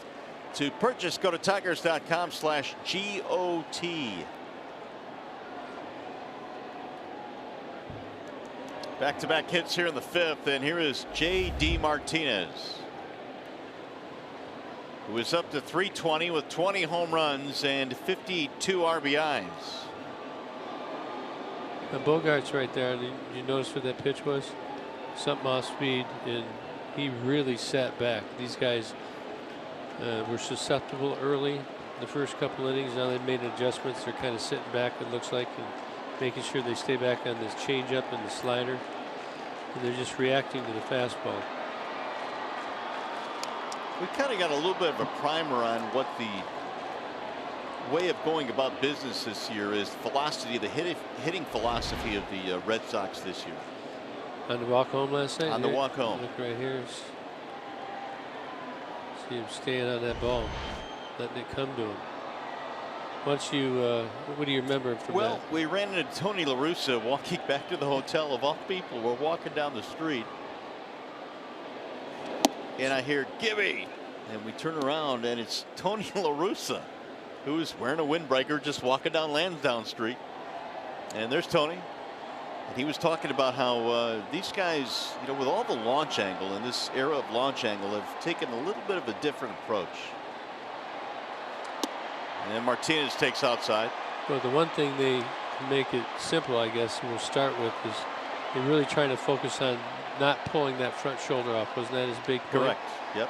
And you know, there's drills that they implemented to do that. It's easier said than done, because when you see a ball coming, you want to swing harder, you tend to pull the front shoulder off. When you do that, your bat drags. And that's what you got to try and stop. La Russa, the vice president, special assistant to president of baseball operations. So he's got a front office gig now here with the Red Sox. 33 years as a major league manager, a whole lot of knowledge. Tony La Russa. Well, I got a lot of it when I was over there in Arizona. He ended up getting me. I really like you, but we're going to make a change. He's doing a great job, but we're going to make a change. Yeah, you're making a good job, but 2. Chopper back to the mound. Throw to second one. Relay is in time. A double play. So JD Martinez hits into the 1-6-3. Took his time and made a good throw here. Easy turn on JD. That's a 1-4-3 actually. There was good room on the turn. He was talking about their staff, how they put together. They took the number 2 guy, interim hitting coach from Dodgers through 17. That's Tim Hires. And they mixed in with the guy from Andy Barquette. I think he was from the Marlins. They have another guy. They have one other coach. They have 3 guys, and you know, one's a lefty, one's a righty. He was happy the way that it turned out. And feels that's having a lot to do with their success. Tigers have Lloyd McClendon, and you got Phil Clark. And I think they've done a pretty good job as well. Lloyd's been through this gig many times. He stays patient. They stay positive, and I'm not sure anybody can realize how many hours any hitting coach puts in that cage. And you have to have a psychology major as well, because we as hitters, you know, that gets in the way sometimes. Got to simplify it. Learn to not think so much. Uh-oh. Now we got a fan running on the field here, so that's going to hold up the proceedings.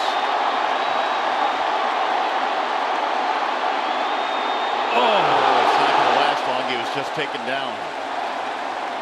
Good job by security here at Fenway. That guy was a defensive back. Blindside body block there. So they will take this fan off the field. He will now have a record. Good luck with that. Look at Gardy. That guy came from New England to get a would-be baseball player with no uniform.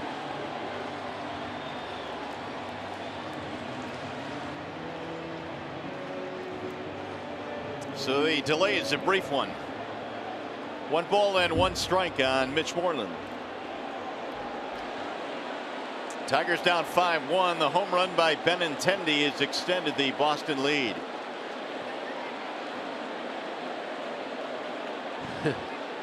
Telling you, the security got some speed around here.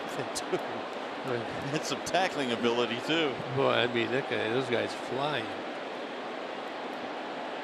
Tigers need to get this last out. We might have to start playing the geese. Oh, that's a good idea. Bounce to the right side for Iglesias, and Moreland is gone. That'll end the inning. Another run in the Benintendi homer. Miguel Cabrera coming up to lead things off in the Tigers 6th.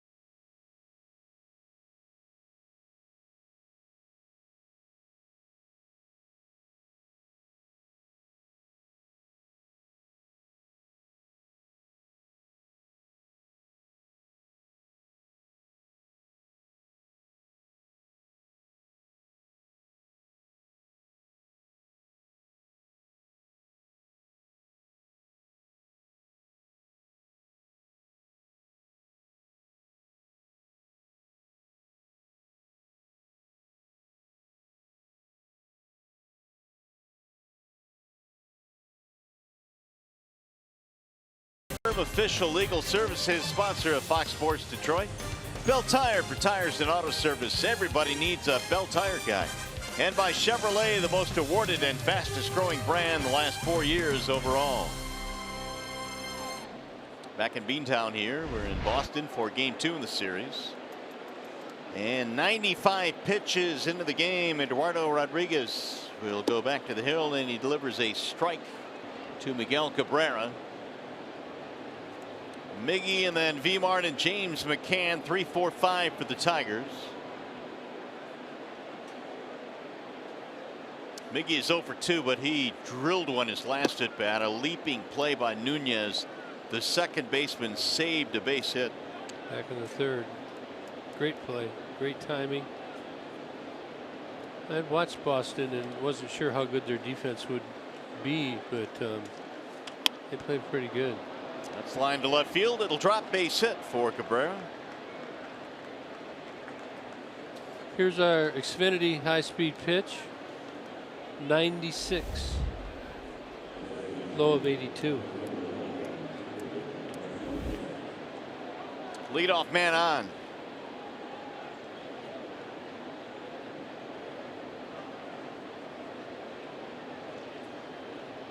It'll bring up Victor Martinez, ground ball and a fly ball.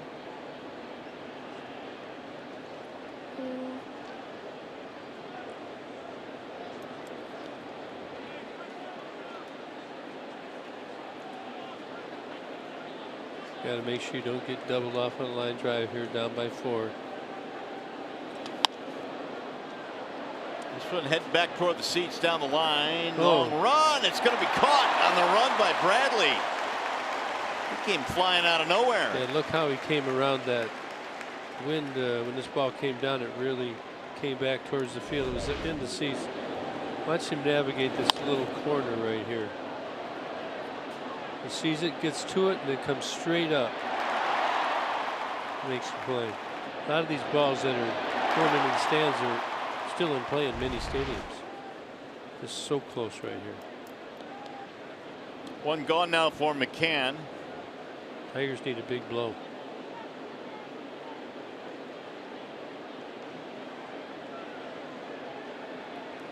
#100th pitch for Rodriguez. Strike call. Looks like the velo's dropping just a little bit. 63 strikes, 37 balls. Here to the top of the 6th. Boston has had one of the better bullpens ERA wise in the American League. It'll sail outside. 1 ball, 1 strike.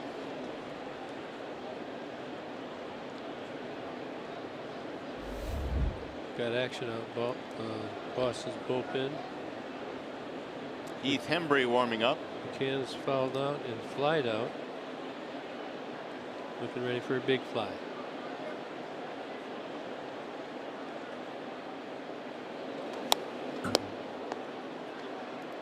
One and 2.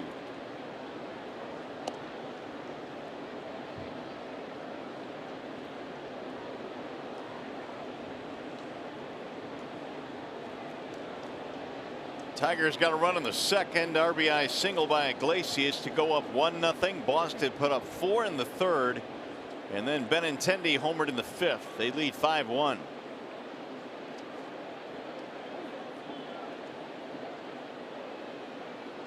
Rodriguez taking his time. Time by the umpire. McCann steps out.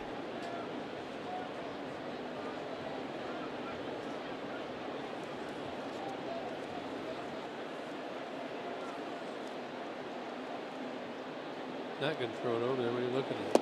Swing and a miss. McCann down on strikes. Hey, the 2018 FIFA World Cup is coming to Fox and FS1 with every match live and over 300 hours of coverage. The world's biggest sporting event is just 8 days away, only on Fox and FS1.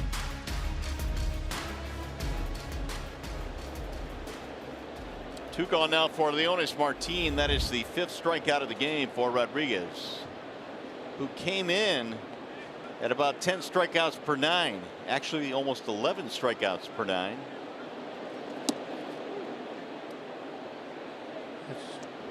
It's a lot. This starting staff for the Red Sox, second most strikeouts. Only Houston, which is no surprise, has more strikeouts as a starting staff.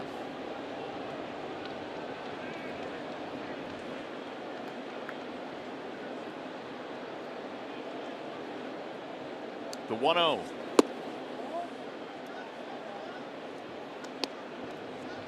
Martin, 2 ground ball outs. He's pulled it twice in this game. One to the second baseman, one to the first baseman. And the last one actually was a 3-2 count, and it was down and away. Probably wishes he didn't swing at it, but it's no easy assignment. Rodriguez is throwing the ball very well.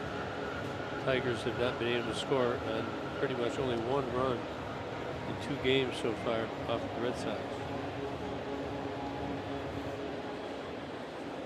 Vasquez, a quick trip out to the mound. It's amazing how these trips really don't seem to matter anymore. Nope. Thought they would, but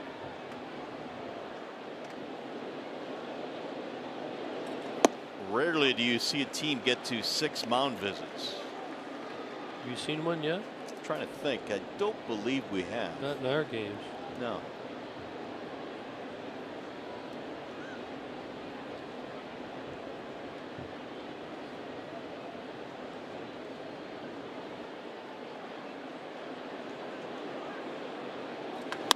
Drilled to center field, base hit. Leona stays in there nicely. And the Tigers have 2 on now for Jones.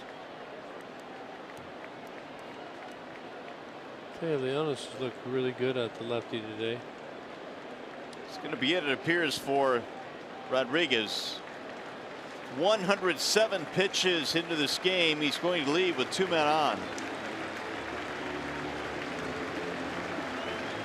Alex Cora takes the baseball. We'll be back. Pitching change in Boston.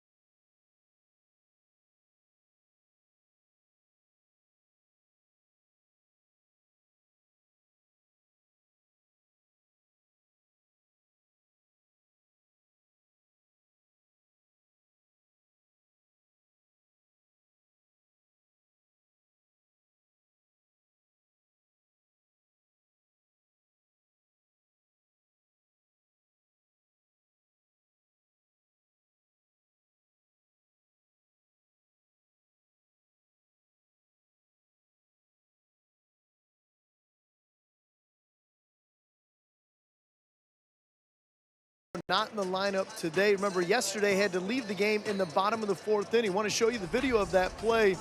It was actually J.D. Martinez who was at the bat. It a sharply hit grounder to Candelario at third base. Came in and jammed his middle finger pretty good. He said he lost all feeling in his right hand, had an erroneous throw to first base there, led to a big inning for Boston. But Candelario today did go through BP, did take grounders on the field, but Ron Gardenhire said he wanted to give him a day, see if he could rest it a little bit. Last thing he wanted to do is have him start the game tonight and then have to pull him out. But he is available in a possible pinch hit situation later in this game, guys.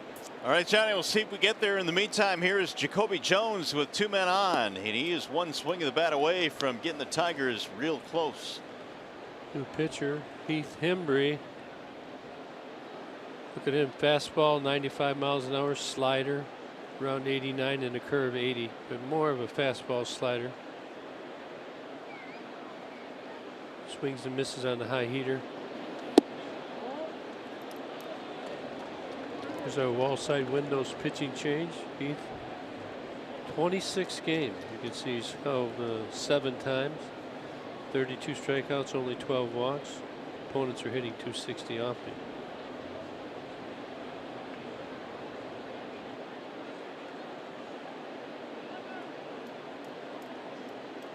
Game has really slowed down here in the last couple of innings.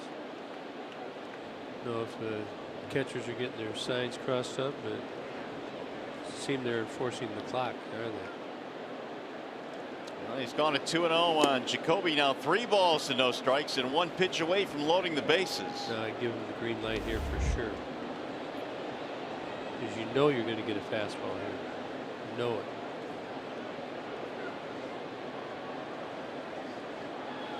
Cabrera singled and Martin singled.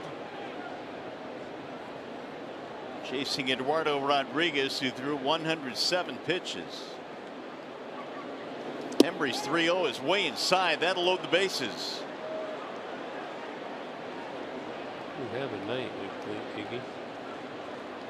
Look at all them ducks out there. Singled and a run in the 2nd. He's up there with the bases full here in the 6th. Or should I say geese? There's geese on the bases. Oh, there are geese on the bases. Good one.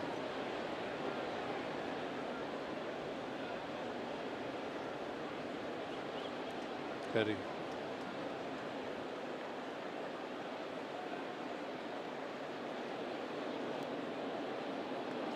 And Hembry delivers one right down the middle. A strike called, 0-1. Yeah, you can't fault him for making him throw a strike after walking on 4 pitches. Hembry came in averaging almost 11 strikeouts per 9 this year. This guy that Alex Cora has been able to use in multiple innings this season. On the outer edge, now 0-2 at 95 miles an hour. And you can see Iglesias shaking his head no. Didn't like the call? Not in the least. Now he's got to fight back from down 0-2. Couple of big deep breaths.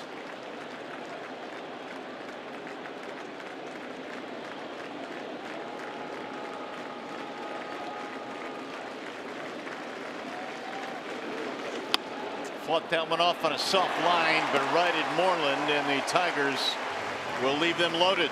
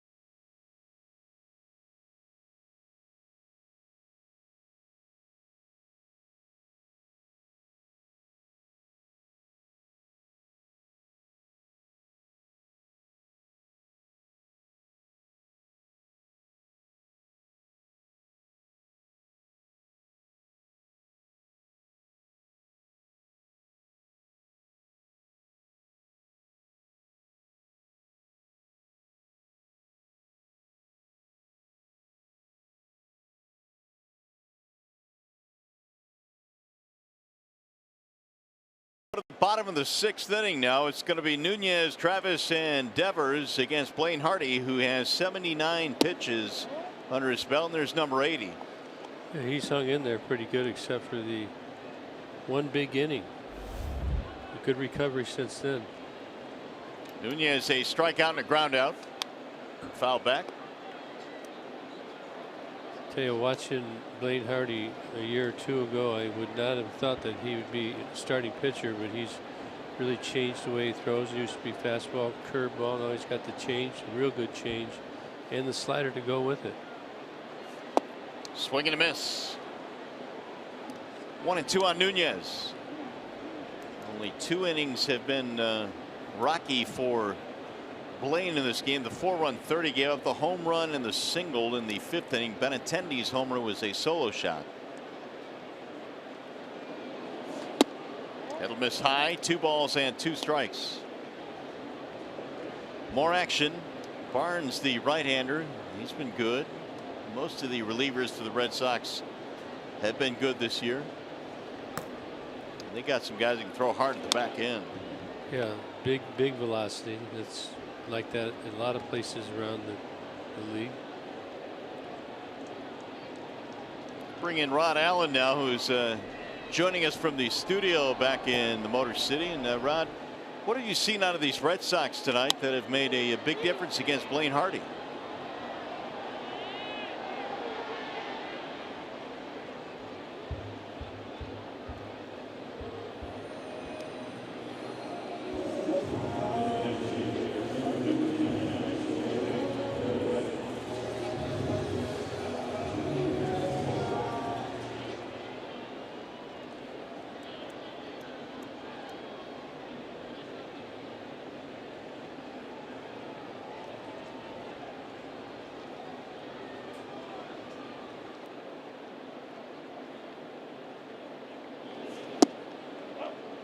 Benintendi an RBI double, and Bogarts a 2-run double in that frame. That was the 4-run 3rd.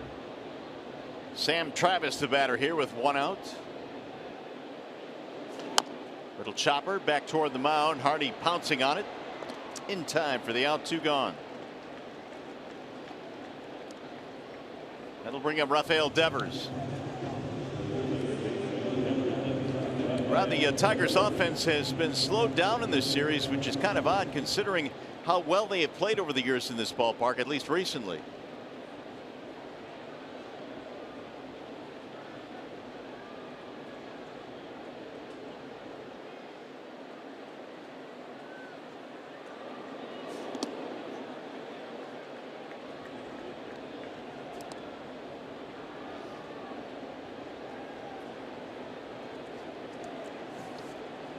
Yeah, the Red Sox, we mentioned a very good home team. The Tigers now 9-19 on the road. There's a pop-up foul. Look at my chops. Hey, Rod, you know, there's another side of this. We're kind of concentrating on the pitching. Is Boston's pitching that good? Number one, in our hitting, we've only scored 1 run through, what's that, like 15 innings. What do you see?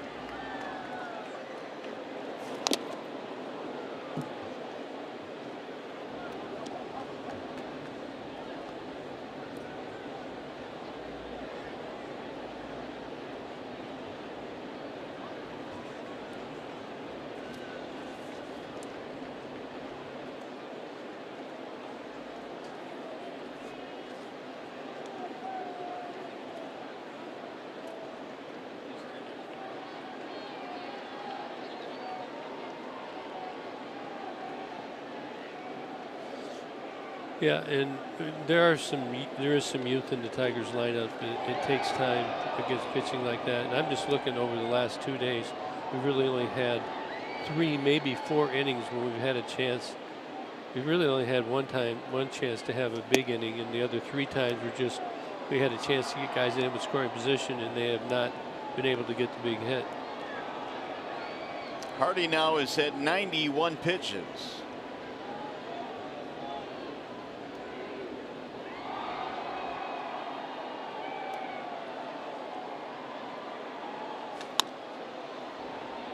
Bouncing ball to second, and Goodrum will throw him out. It's going to be a 1-2-3 inning. Rod, thanks. We'll see you on postgame.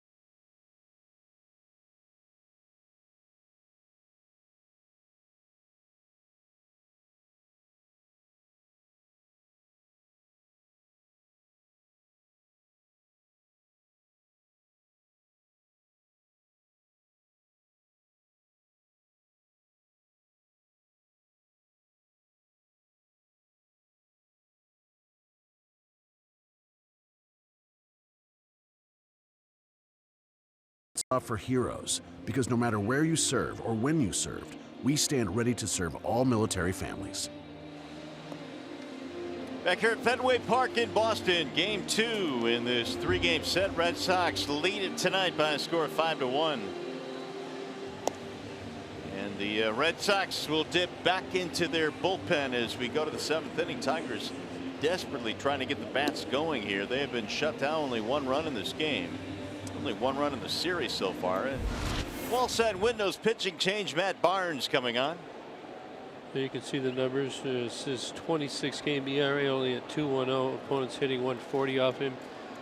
Got an exceptional fastball, 4-seamer at 97 miles per hour, and a curve. Mixes in a splitter. But he gets a lot of swings and misses on the high fastball, and he throws it down on the zone. A lot of ground balls. Ronnie Rodriguez looks at a strike. Ronnie is 0 for 2, and since getting 2 hits in his first 2 major league at bats, is now 0 for his next 15. Barnes delivers outside at 95 miles an hour.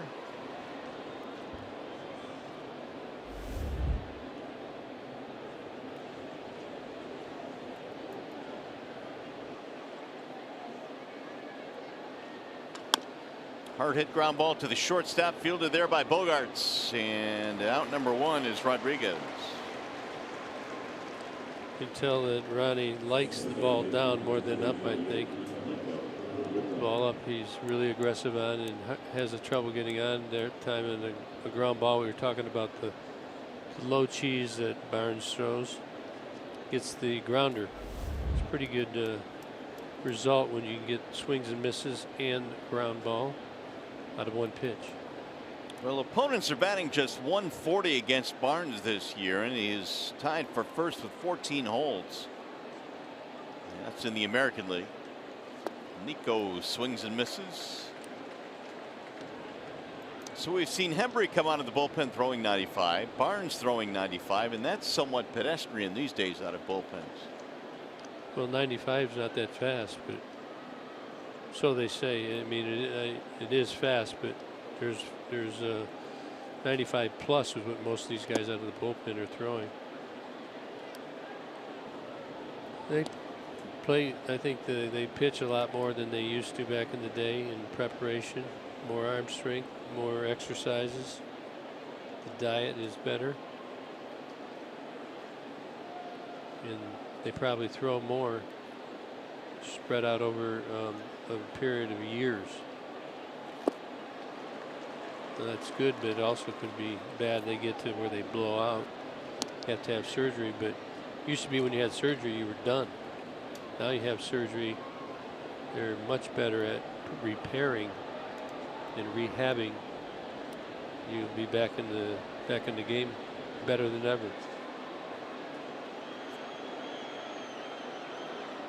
1-2 on Goodrum. 2-2. That one at 97 from Barnes.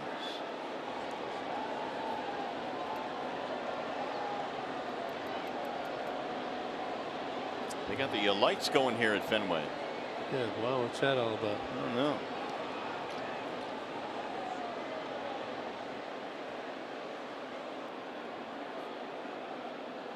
Here's the 2-2, and he got him strike three. He knew it. 2 away. Menards brings you the big money encounter, and encountering this Boston bullpen has been a challenge for most American League teams this year. This Red Sox pen is up there in most categories. Well, second through fourth. Save rate is first. I guess if you pick one of them, that's the best team stat you can get. They get Craig Kimbrell at the back end of the bullpen, at the very back end. Joe Kelly throws hard. He's been throwing well. We'll see if we see both those guys. I know Joe Kelly comes Gardy out. Not sure what this is about. He wants the lights off. I'm sure it's hard to hit out that way.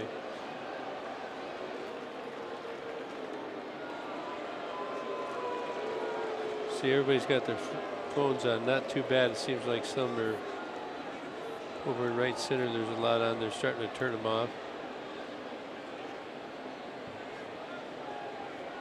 Well, they have green and black hitting backdrops for a reason. These lights have to be somewhat distracting, I would think, to hitters. I think that's a strobe. Yeah, that's probably not going to be. Think he knows what accepted. Gardy's talking to the umpire about? He might. Yeah, take this. Now they're going to go over to Alex Cora and fill him in on what's going on. Yeah, they're probably going to make a call, and they'll make a public address. Look at this guy. Announcement. Yeah, you know what? I'm sorry, but I tried to turn my light off and it's stuck on strobe right now. I don't know what to do. Yeah, it's stuck. Carry on. Now put it in your pocket.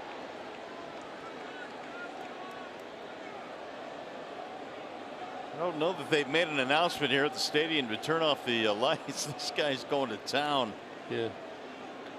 And then he's going to tell somebody on the way home, I'm sorry, but my phone died, honey. Yeah. Why didn't you answer your phone? It's dead. Yeah. Seems like we're being more creative, but I don't know. You probably can't do that. I remember way back when in Tiger Stadium, they cleared. Remember they shut the bleachers down? They did? For a while. Got a little raucous out there. Yeah, it did. I think Jim Campbell was the president at that time and just cleared them out.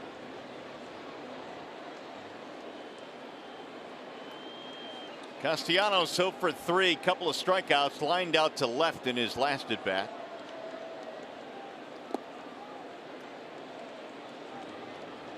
Security clamping down now. Please turn it off. Please and thank you.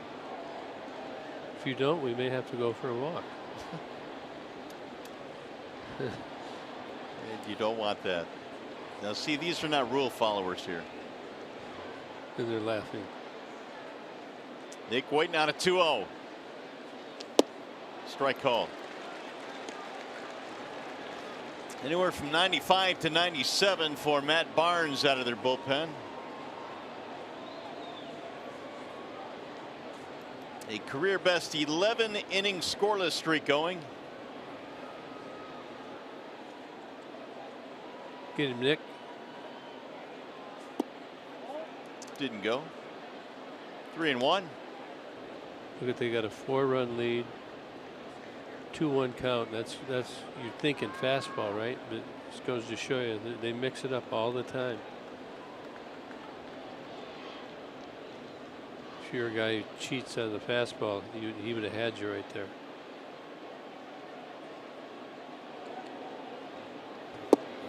Three and two.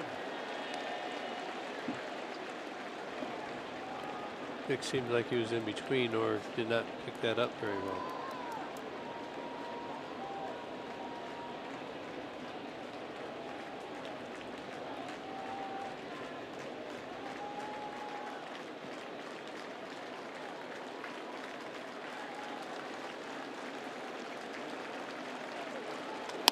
Back up the middle into center. Castellanos with a 2-out single. And we'll bring up Cabrera. Just keeps hitting, doesn't he? Gets the fastballs down the middle of the plate. Great approach, not trying to pull the ball. You pull it, you roll it. When it's up the middle like that, your ball is like side spin on it. Has a chance to get through. More room up there, but occasionally you see the shortstop or second baseman playing right behind the bag, but not that time. Third hit of the series for Castellanos. Here's Cabrera. Miguel singled in his last at bat. Fouled away. The ball got in on him quickly at 97. Yeah, he wasn't expecting that.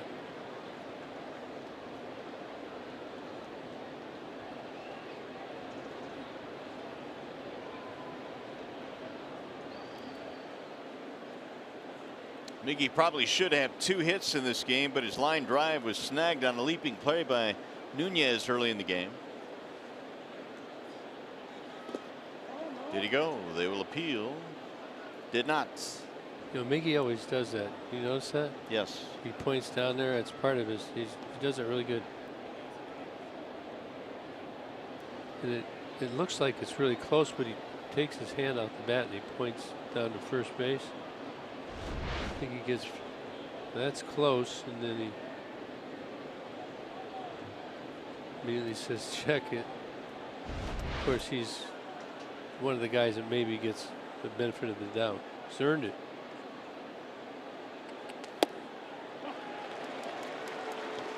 One and two.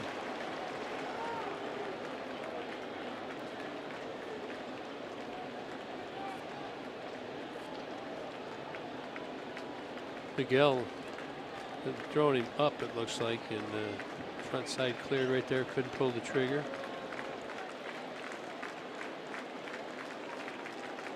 Now Barnes ready with the 1-2 pitch.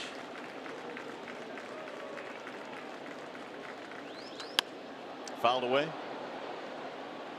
Cabrera right now sits 30th all time in RBIs. He's one shy of tying Ernie Banks for 29th. The all-time RBI list.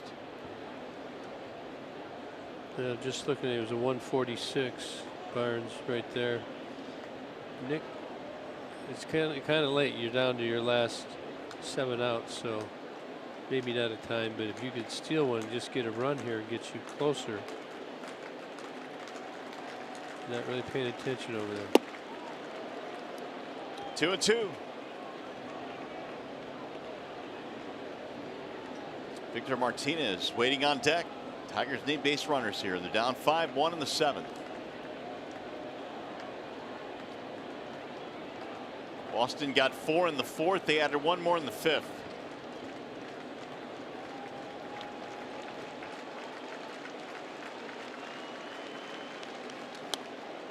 Miggy fought it off. Get the 3-2. We'll get Nick on the run. Maybe score on a short double or a long single. Never know what's going to break things loose for you offensively. Tigers have swung and struggled in all situations so far in this series.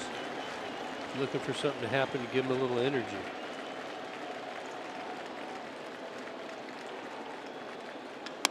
Drilled to left center field. That's going to get down. And it's going to go all the way to the warning track. Castellanos coming to third. They're going to stop him there. Cabrera stuttered. Now he'll go to second, and he is safe at second. It's a real nice read by Miggy.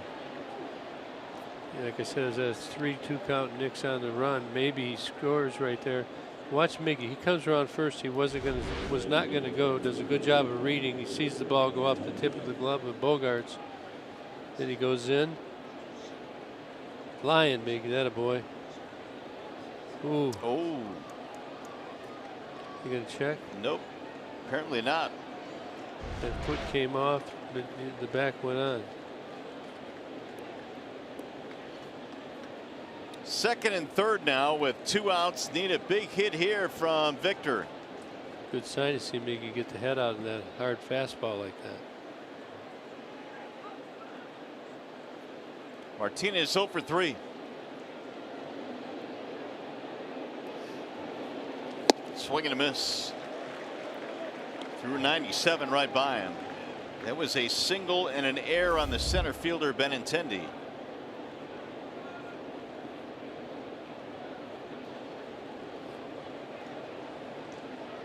Playing to pull on Martinez.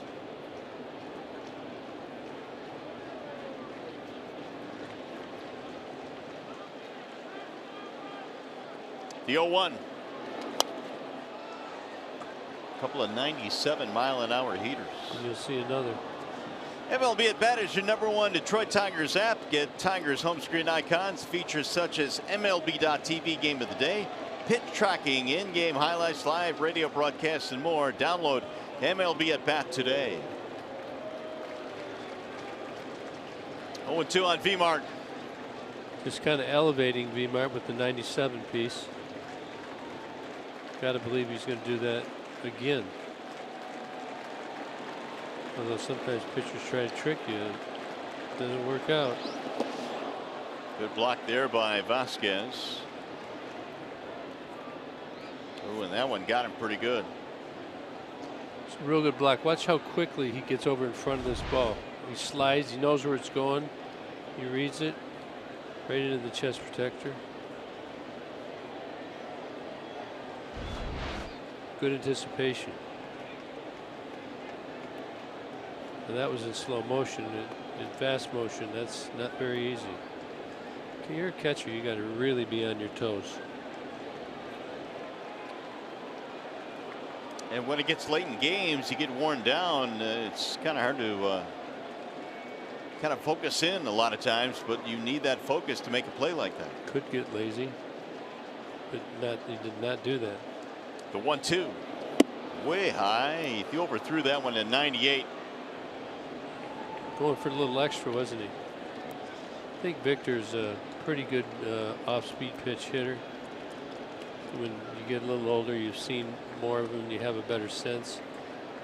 He's probably in a little bit of a emergency mode, 2-strike mode right now, so you tend to stay on those off-speed pitches a little longer. 25 pitch inning right now for Barnes. Look at how far Nick's down there. Fouled away. Again, upper 90s, 97. The shortstop is way off over here. I mean, when he's standing there, if you can see the shortstop's this far from Nick. You could just charge down there really fast. How fast? Really fast. Maybe you could get him to balk. Right when he's going up, I'd do it right when he starts going up to make him step off. As soon as he starts to move his hands up, I'd run.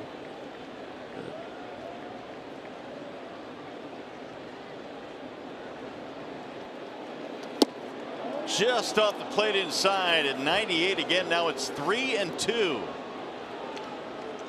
Boy, Barnes just reaching back here, bringing in the cheese.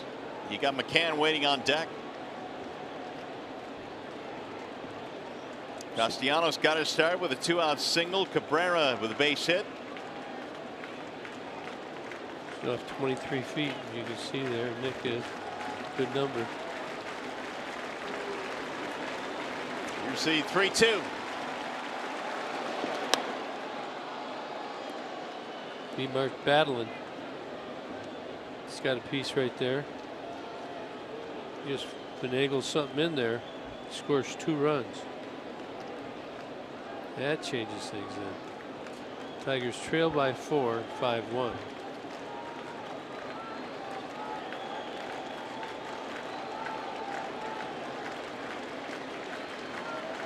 All it takes is one big hit here to get the Tigers a little bit closer. And Barnes now about to throw his 29th pitch here in the 7th.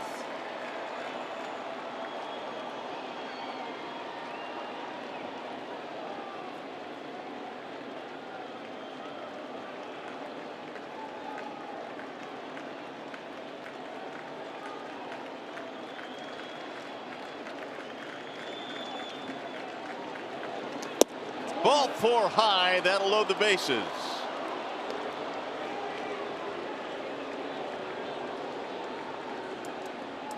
They are loaded up now for McCann. Here's our Ram pick the stick update.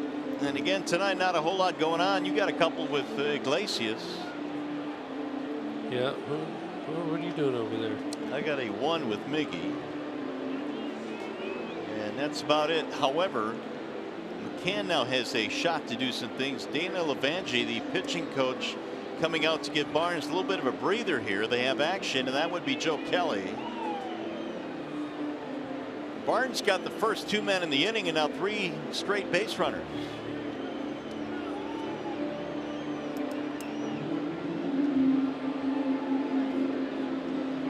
So here is McCann with the full. It gets interesting. I know that Joe Kelly struggled his last time out. I was watching the game. I was home. He went through a great streak, so you got pressure on there. You got everybody got the bases loaded. Well, McCann hit a grand slam in the last homestand. A grand slam here would tie it up. Can slam. McCann slam indeed. Barnes, I would imagine, has to be tiring, but that first fastball is still at 96. Yeah, you know, usually you might still throw with your velocity, but you could maybe lose your location when you get tired.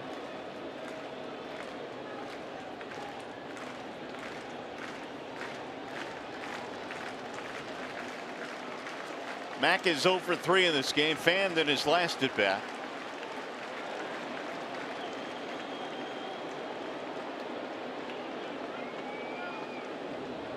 Game is really slowed down. You can see Barnes really taking his time. I mean, pretty much showing fastball, occasional curve. Oh, James. Ooh, way up and in.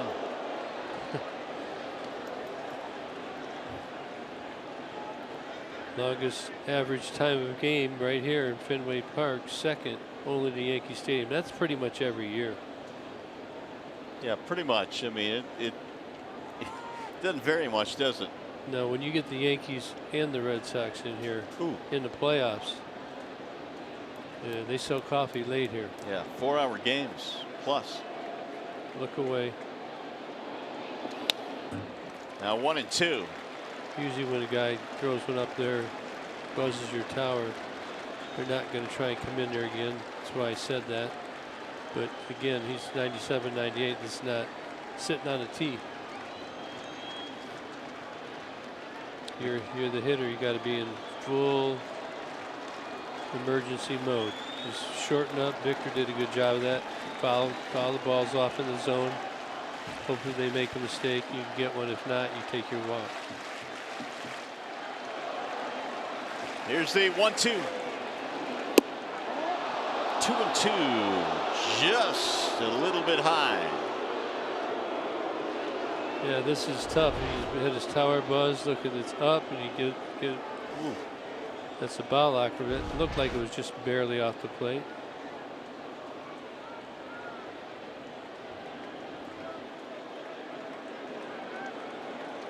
Got to let the ball come a little further. Can't really commit. You got to just foul it off if you have to. Fouled it off. Good at bat. B-Mart had a good at bat. Miggy had a good at bat. Nick had a good at bat. They're all in play. And Barnes now about to throw his 35th pitch.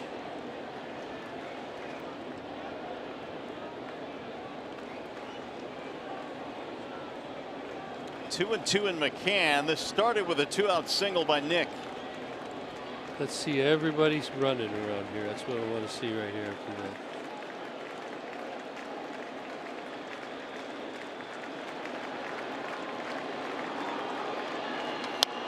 Another foul, back out of play. Boy, that one right next door to us.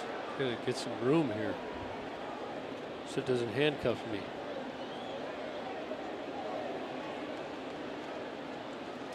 McCann continues to battle against these upper 90s fastballs here from the right-hander. Barnes has had a long inning. Looked like it was going to be a quick one. He got the first 2 batters. Tigers trying to make good on a bases loaded situation with 2 outs.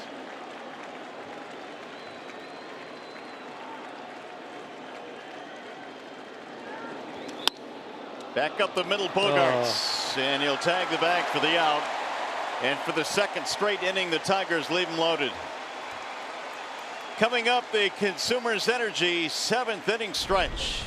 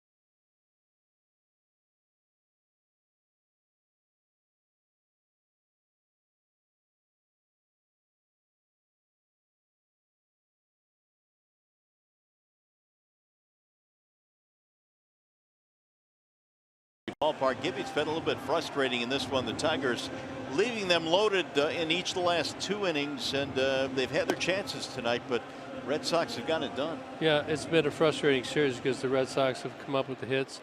That last inning, you cannot fault any of the Tiger hitters. They all had good at bats. Miggy, Martinez, McCann, the ball he just hit. That was a great at bat. Hit it right on the button. It's right to him. That's where you just got to keep your belief and your determination, and hopefully we can turn it around in the last 2 innings. This is a pretty good ball club, Boston is. They've got it going for them. Beyond being good, they've had some good breaks throughout the year, and you know, you just can't give into it, and you can play your hardest against them with your best effort and your best players, and that's all you could do. You can't do anything more than that. This team has nothing to hang their hats. First pitch is hammered deep to left field and way back and in the Green Monster seats. It's a home run for Christian Vasquez, a solo shot, just his 2nd of the year. And you can see how dangerous the Red Sox are. That's the 2nd home run on the first pitch tonight, correct? Correct. And last night we had one by Xander Bogaerts. That's 3 of the 4 home runs on the first pitch. This team is ready to hunt it, and it's just a fastball that tails up and in and over the monster.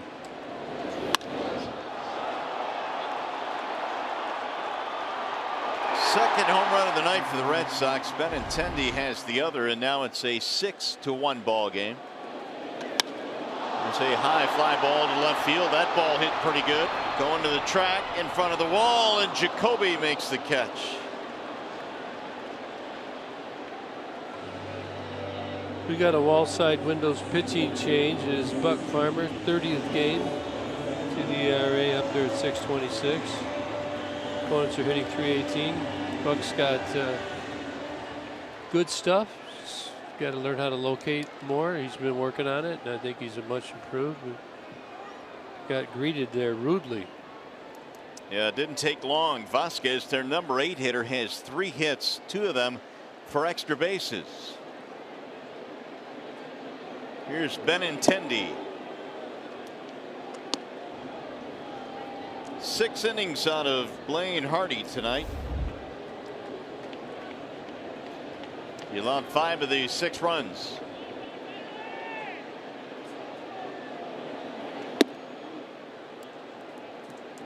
Double and a homer for Benintendi.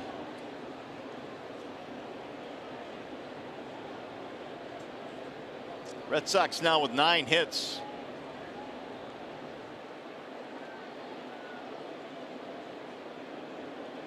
Here's the 1-1.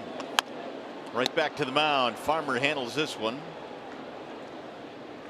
2 gone. That'll bring up Xander Bogaerts.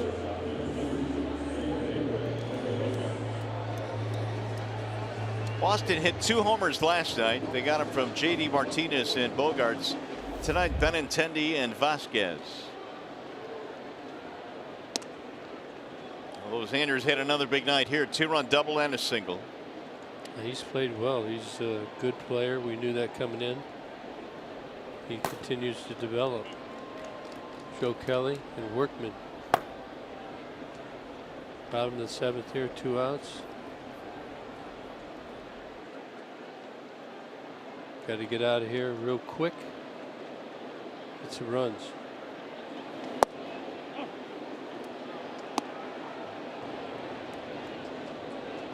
Well, the White Sox came into this game averaging just a touch over 6 runs per game at home, and they have reached 6 now with the Vasquez homer. Had with 6 last night as well. 1 ball, 1 strike. 2 teams will get together tomorrow. It's going to be the final game of the short road trip for the Tigers. They're coming back home to face a couple of teams within the division. They've got Cleveland coming in, then after an off day on Monday, which, by the way, the team is really going to need based on this 18 straight they're playing. Then Minnesota comes in. They have to do it sometime throughout the year, is to go, you know, lengthy. They can go, what is it, 20 games in a row? 20 Yes. days in a row. The 21st day, Players Association, the collective bargaining agreement says you have to have a day off unless you vote to waive that. Some teams have done that because you don't have days. You only have so many days to make up the games. There's a lot of rainouts this year. Chopper up the middle, and it's going to get through right between Iglesias and Goodrum. It'll be a 3-hit game for Bogaerts.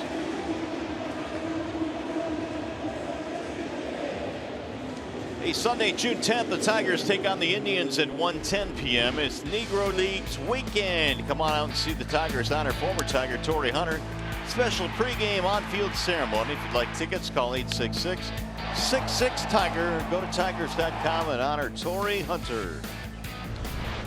Little miscommunication there. Iglesias and Nico have not played much together up the middle. It was, I got it, you take it. And unable, I don't know if they could have made the play anyway. It's just kind of perfectly placed.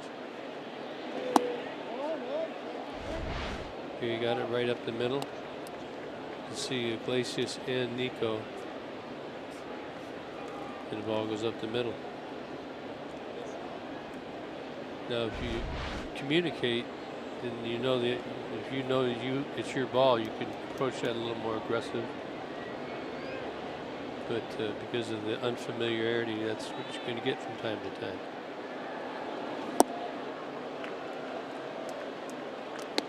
Martinez singled in 3 at-bats. He knocked into a double play in his last at-bat. 20 home runs for JD, a major league high. No, if I was Buck Farmer, I'd want to get out of this, and I think next time I face the Red Sox, I'm going to make sure this pitch is not jumped on. I would have a purpose pitch. 1-2. If you know what I mean. I do know what you mean. Wake up.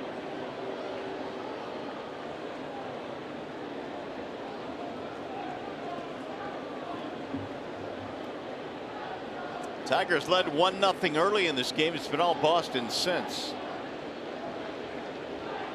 Red Sox have put up some big innings in this series. A 4-run third inning tonight. One up top. Would not chase. So that's a pretty good pitch. It's a lot of guys will swing at that pitch. That's looks like it's going to be in the zone.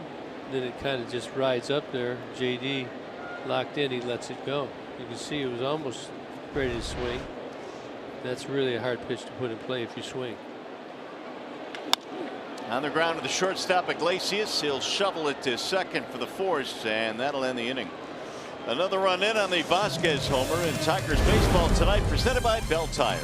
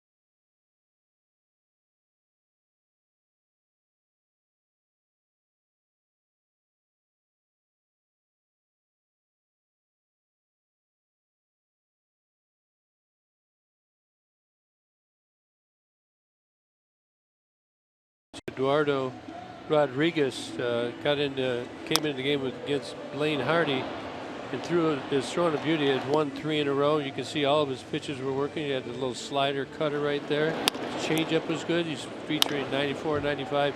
Tiger hitters could just really not get any balls in play hard. 5 1/3 innings, 5 2/3 innings, 5 hits. Only gave up 1 run, walked 1, and had 5 strikeouts. So the Tigers have been up against the Red Sox that pitched very well in this the first 2 games of this 3-game series. And we have a wall side windows pitching change. Brandon Workman, who threw last night, this is his 16th game. Opponents hitting 194 against him. Workman threw a 1-2-3 ninth inning, needed 9 pitches in the ball game last night. He was called up from Pawtucket yesterday when Drew Pomerantz was placed on the DL. He's got Martin, Jones, and Iglesias here in the Tigers' 8th. They had Joe Kelly warming up, but they got the other run. Solo shot last inning, so that made it 6-1. 6-10-1 for Boston, 1-7-0 for the Tigers. Martin single in 3 at bats.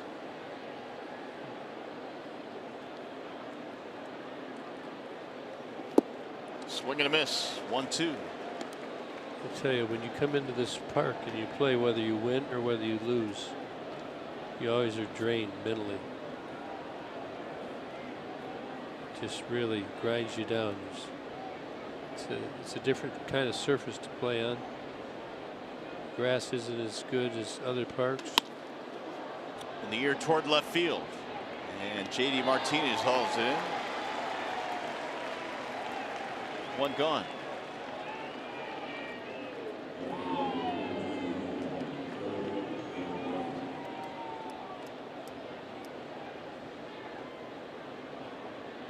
Here is Jacoby Jones.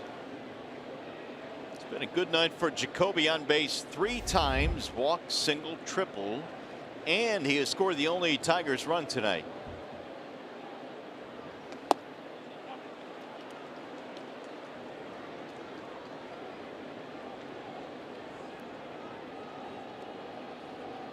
Workman needed just 9 pitches to get the 3 outs in the 9th inning last night.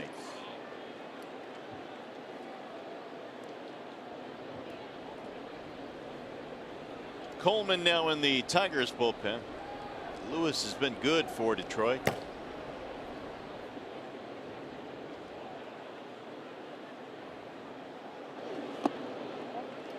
Good job of laying out the breaking ball. The hitters go through streaks. Sometimes you see it good and you can lay off it. Other times you can't. Jacoby looks like he's coming into a good spot right now.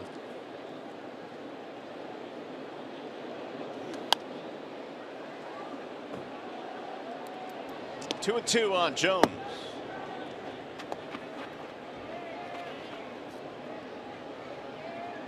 Tiger box tonight with not a whole lot. Miggy a couple of hits, Jones a couple of hits. And the Tigers as a team have 10 hits for the Red Sox as they reach double digits. Jacoby buckles down to the ground. Cup 2 and 2 innings. They're going up and in, trying to make sure the Tigers don't get too aggressive diving over that plate. Jose Iglesias on deck. Bases loaded with the 6th and the 7th. This could be the inning. Bat around, score 5. Fly ball right field, routine for Jackie Bradley. 2 away. Here's the 1-800 call Sam called the game. I don't know if you were with us during the open. We were outside and wrote the statues. There's a statue of Yaz, and this is the splendid splinter right here. Ted Williams. Last guy to hit 400, wasn't he, Mario? But a lot of tradition. Look at the way he galloped. We've seen that highlight many, many times. Look at the games. First in home runs, 521. And ball drilled in the air toward left field. Martinez on the run to the warning track to haul it in, and Iglesias is out. 3 fly ball outs to end the Tigers' 8th.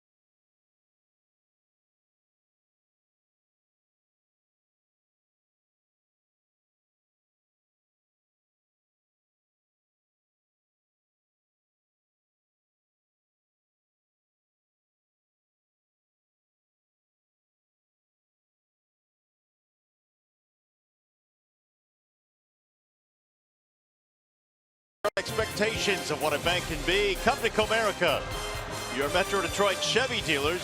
Visit ChevyDetroit.com. See why Chevy drives the Motor City. Wall-side windows, we can do that. We are the factory. And by Tim Hortons. Purchase coffee at Tim Hortons today, June 6th, and send a deserving child a can. Let's get back to some of those Ted Williams numbers. Look at that WAR, 123.1. That's first. RBI second. Best of all, look at he served in the military, 43 to 45, 52 to 53, and still did all that on the baseball field. That's pretty amazing. His career on base percentage is was 482. Just so many dazzling numbers. That's incredible. We're focusing in on the Ted Williams seat out there. There's the red seat. Where he bombed it? Yeah, where he famously hit the home run that hit somebody in the hat.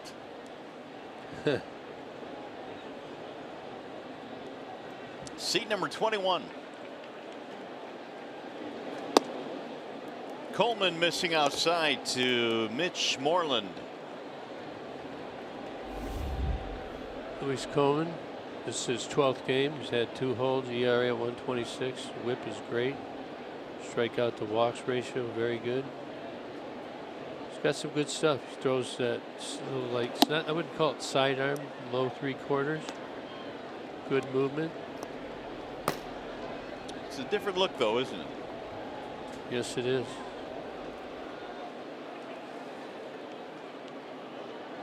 Bobby Poyner warming up. They're busy as well.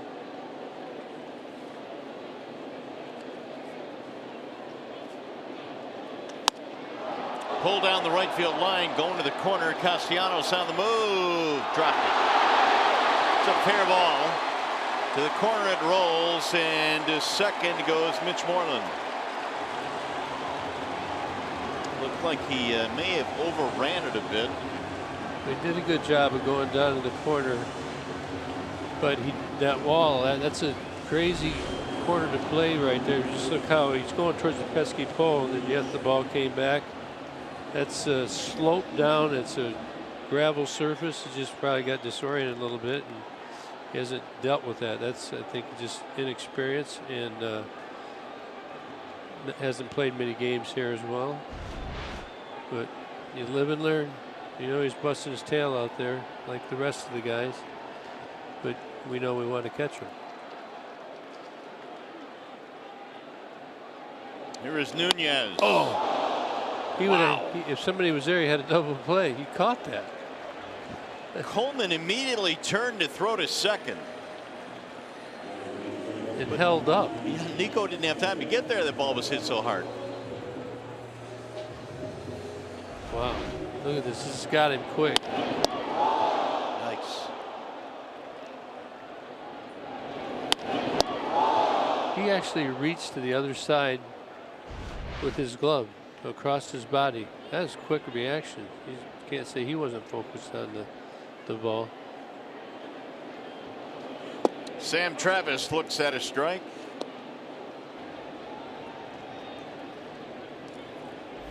I have to say he's a pretty good fielder. Couldn't argue after that play. Now the 0-1.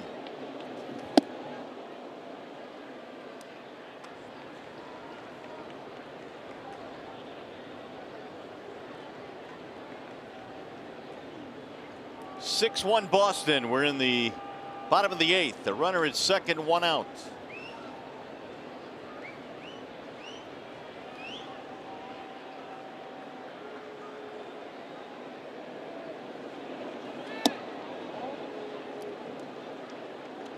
Just off the edge.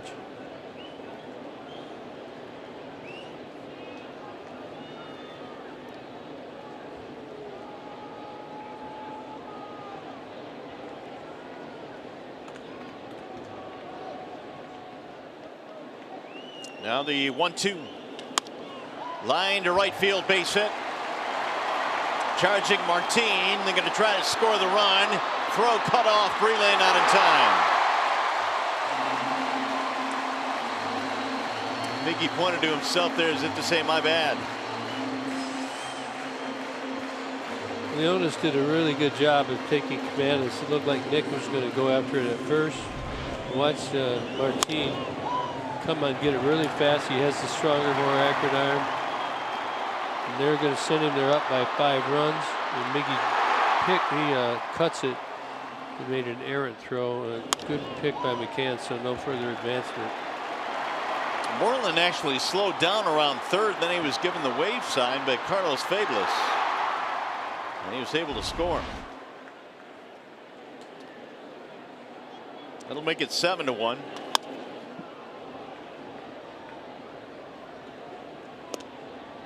Rafael Devers is the batter. 11 Boston hits. Most of all, they get the hits with guys on base. They've done it now. It's the second night in a row. Get guys on, they get them to the scoring position, and they get them in.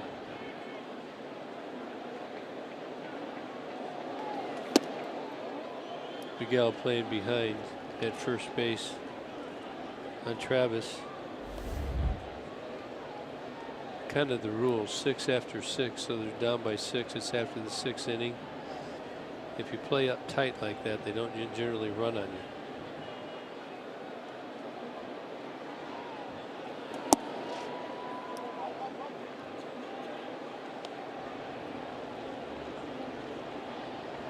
Devers 1 for 3, singled and scored in the third, which remains the big inning for the Red Sox. They scored 4 times in the third.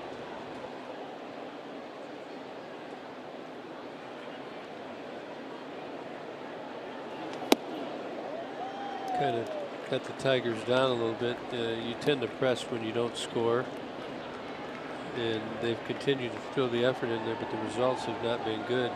And the Red Sox have just out executed the Tigers so far.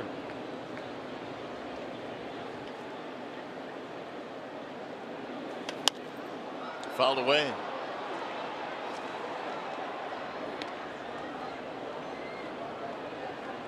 Well, they did well against Angels.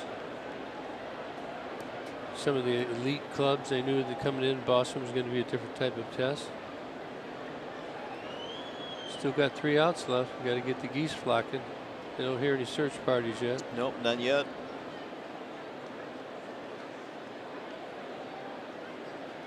"3-2" is ripped foul. Looked like he knew that was an off-speed pitch. Really stayed back on that.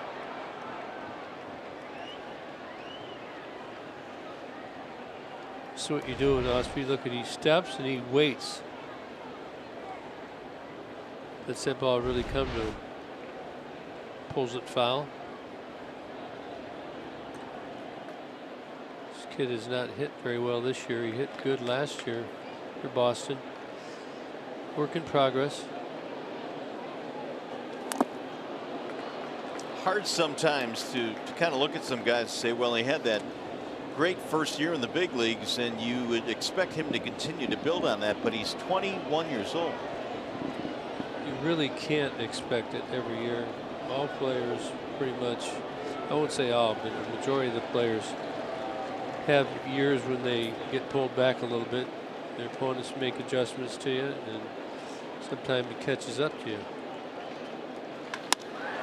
Hammer to center field. Martinez on his horse, still going back, looks up, it's off the wall. They're going to stop the runner at third, throw to second, not in time. It's a double for Devers.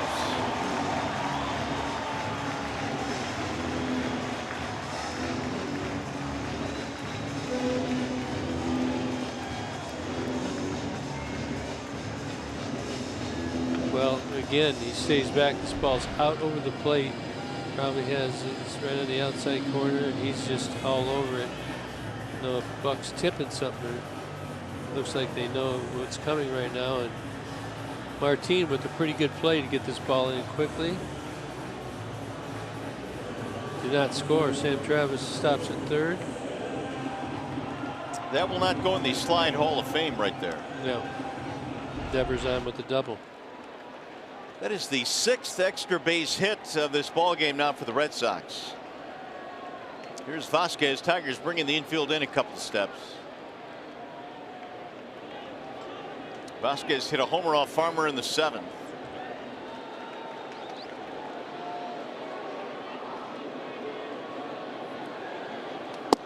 In there, a strike called. You got to really be careful here. He obviously hunts that fastball as he did in his last at bat. Not only are you trying to win this game, but you maybe pitch something a little differently for the next time you face him. Got to remember what your sequences were.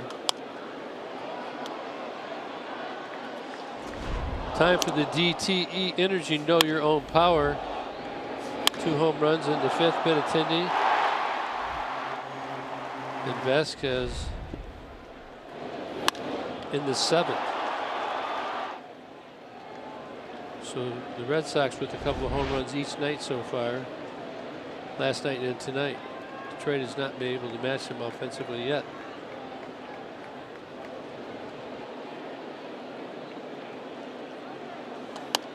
The only out that Coleman has been able to record so far was that line drive right back at him. Bullet. This inning did start with an error. Nicholas had trouble with one down in the corner. When it rains, it pours.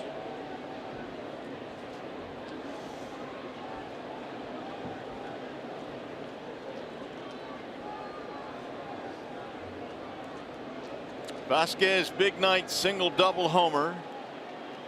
2 RBIs as well for the Boston backstop. And 20 pitches now for Coleman. Hardy won 6, Farmer in the 7th, Coleman here in the 8th.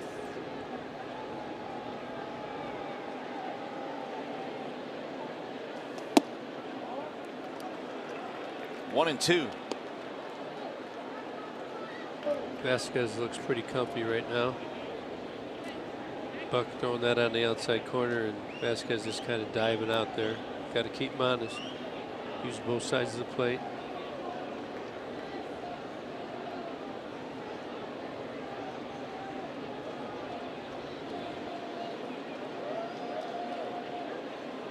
Now the 1-2.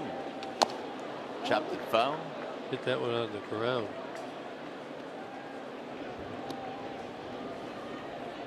Tigers and Red Sox finish up tomorrow night in the final game of the series. Game coverage begins at 6 with Tigers Live right here on Fox Sports Detroit.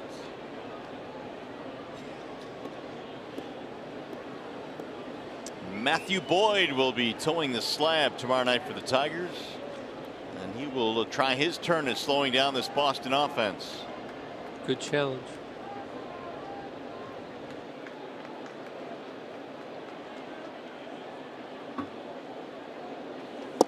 Got him, strike 3, knew it. Vasquez caught looking. Attaboy, looking for something else. Coleman's first strikeout.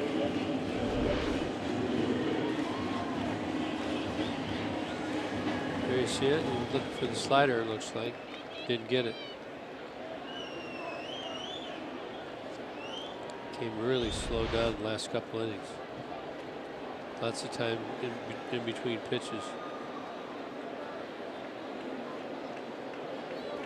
Well, the Tigers have had really good chances each of the last 2 innings. They left the bases loaded in the 6th and in the 7th. In the 7th, McCann had a real good at bat, hit a bullet, unfortunately for an out. Jackie Bradley, the batter. Chop foul.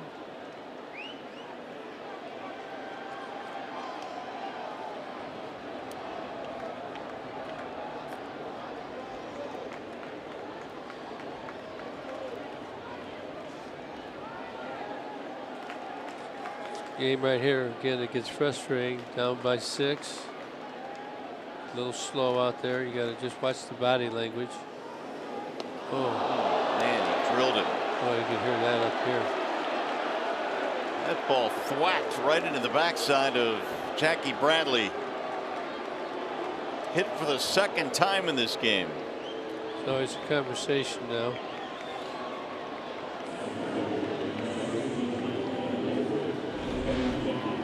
That may.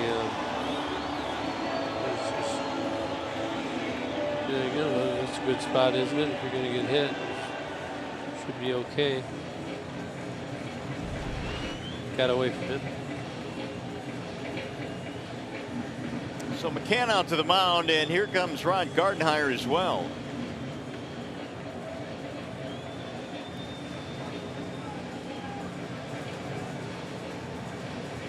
They are loaded up. A run in on the RBI single by Travis.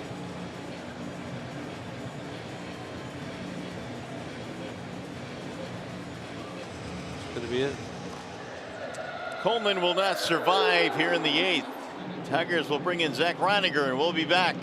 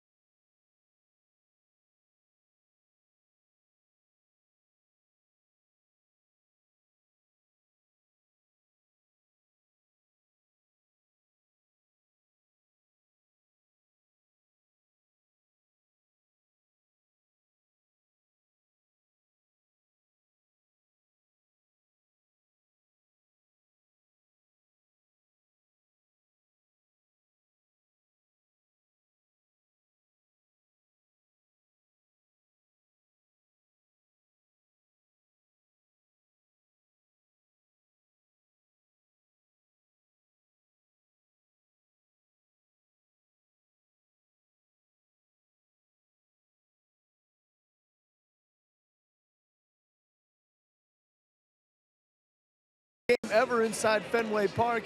Actually had an opportunity to take Nico out behind the Green Monster wall, which has become tradition for us over the last 5 or 6 years. We take a Tigers rookie back behind there, see all the names that have come before them. We saw Ian Kinsler has his name up on the wall. Daniel Stump from last year, we were out there. Warwick Saupold, saw Todd Jones' name up there as well. So Nico said, I didn't know what to expect, but I knew it'd be special.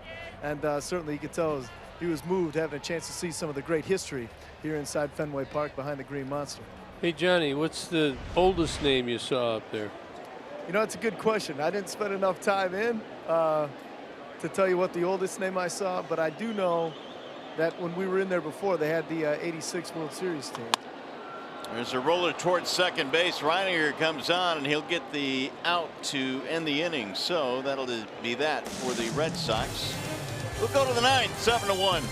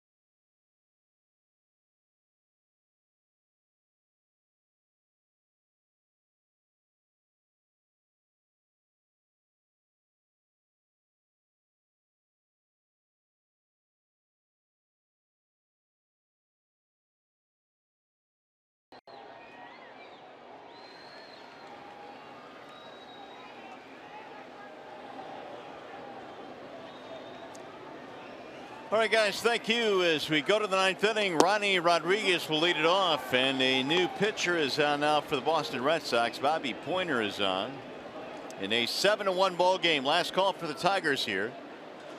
Rodriguez, Goodrum, and Castellanos.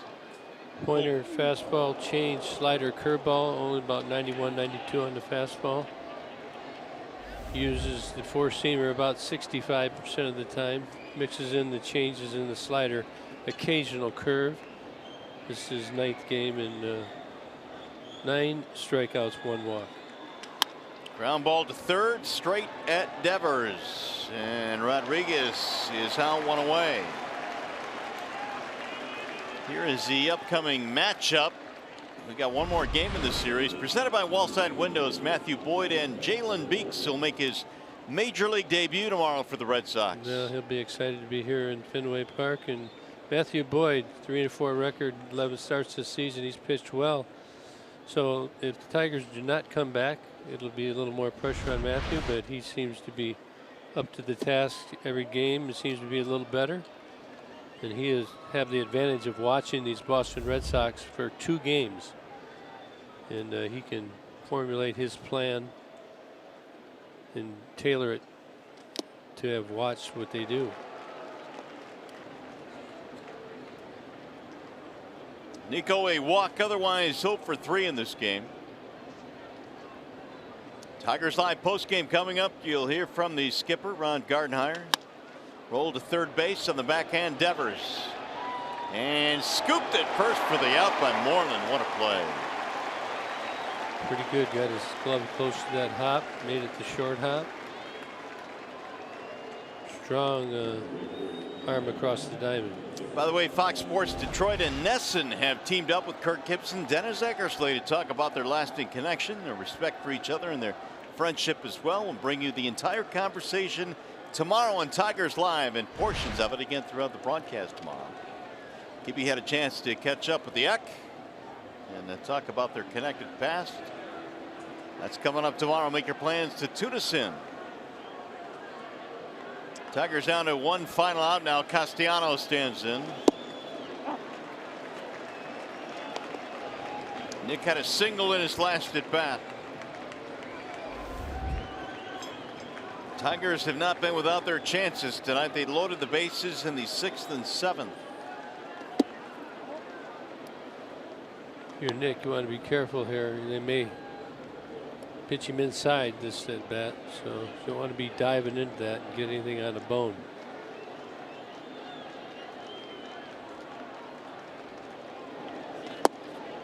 That'll dive low, 2-1.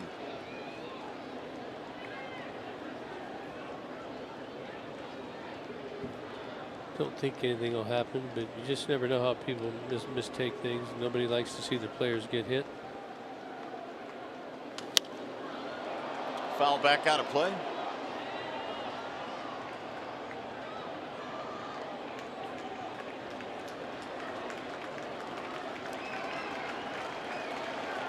The Red Sox trying to win another game here at home where they have been absolutely dominant. 21-8 here at home.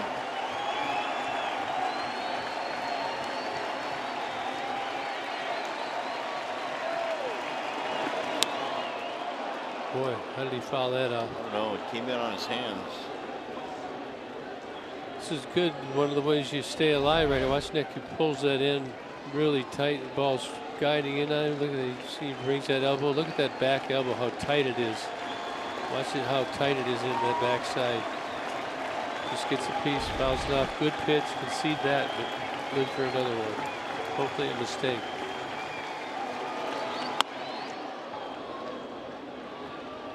Nick's not going down easy. He didn't give it up. Cabrera waiting on deck.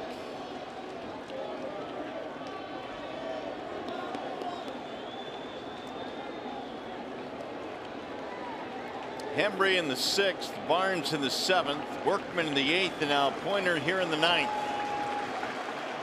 Swing and a miss to strike him out and end the ball game. Red Sox win the first 2 games in the series. After break, we'll send you to the Coliseum Studios with Tigers Live postgame coming up.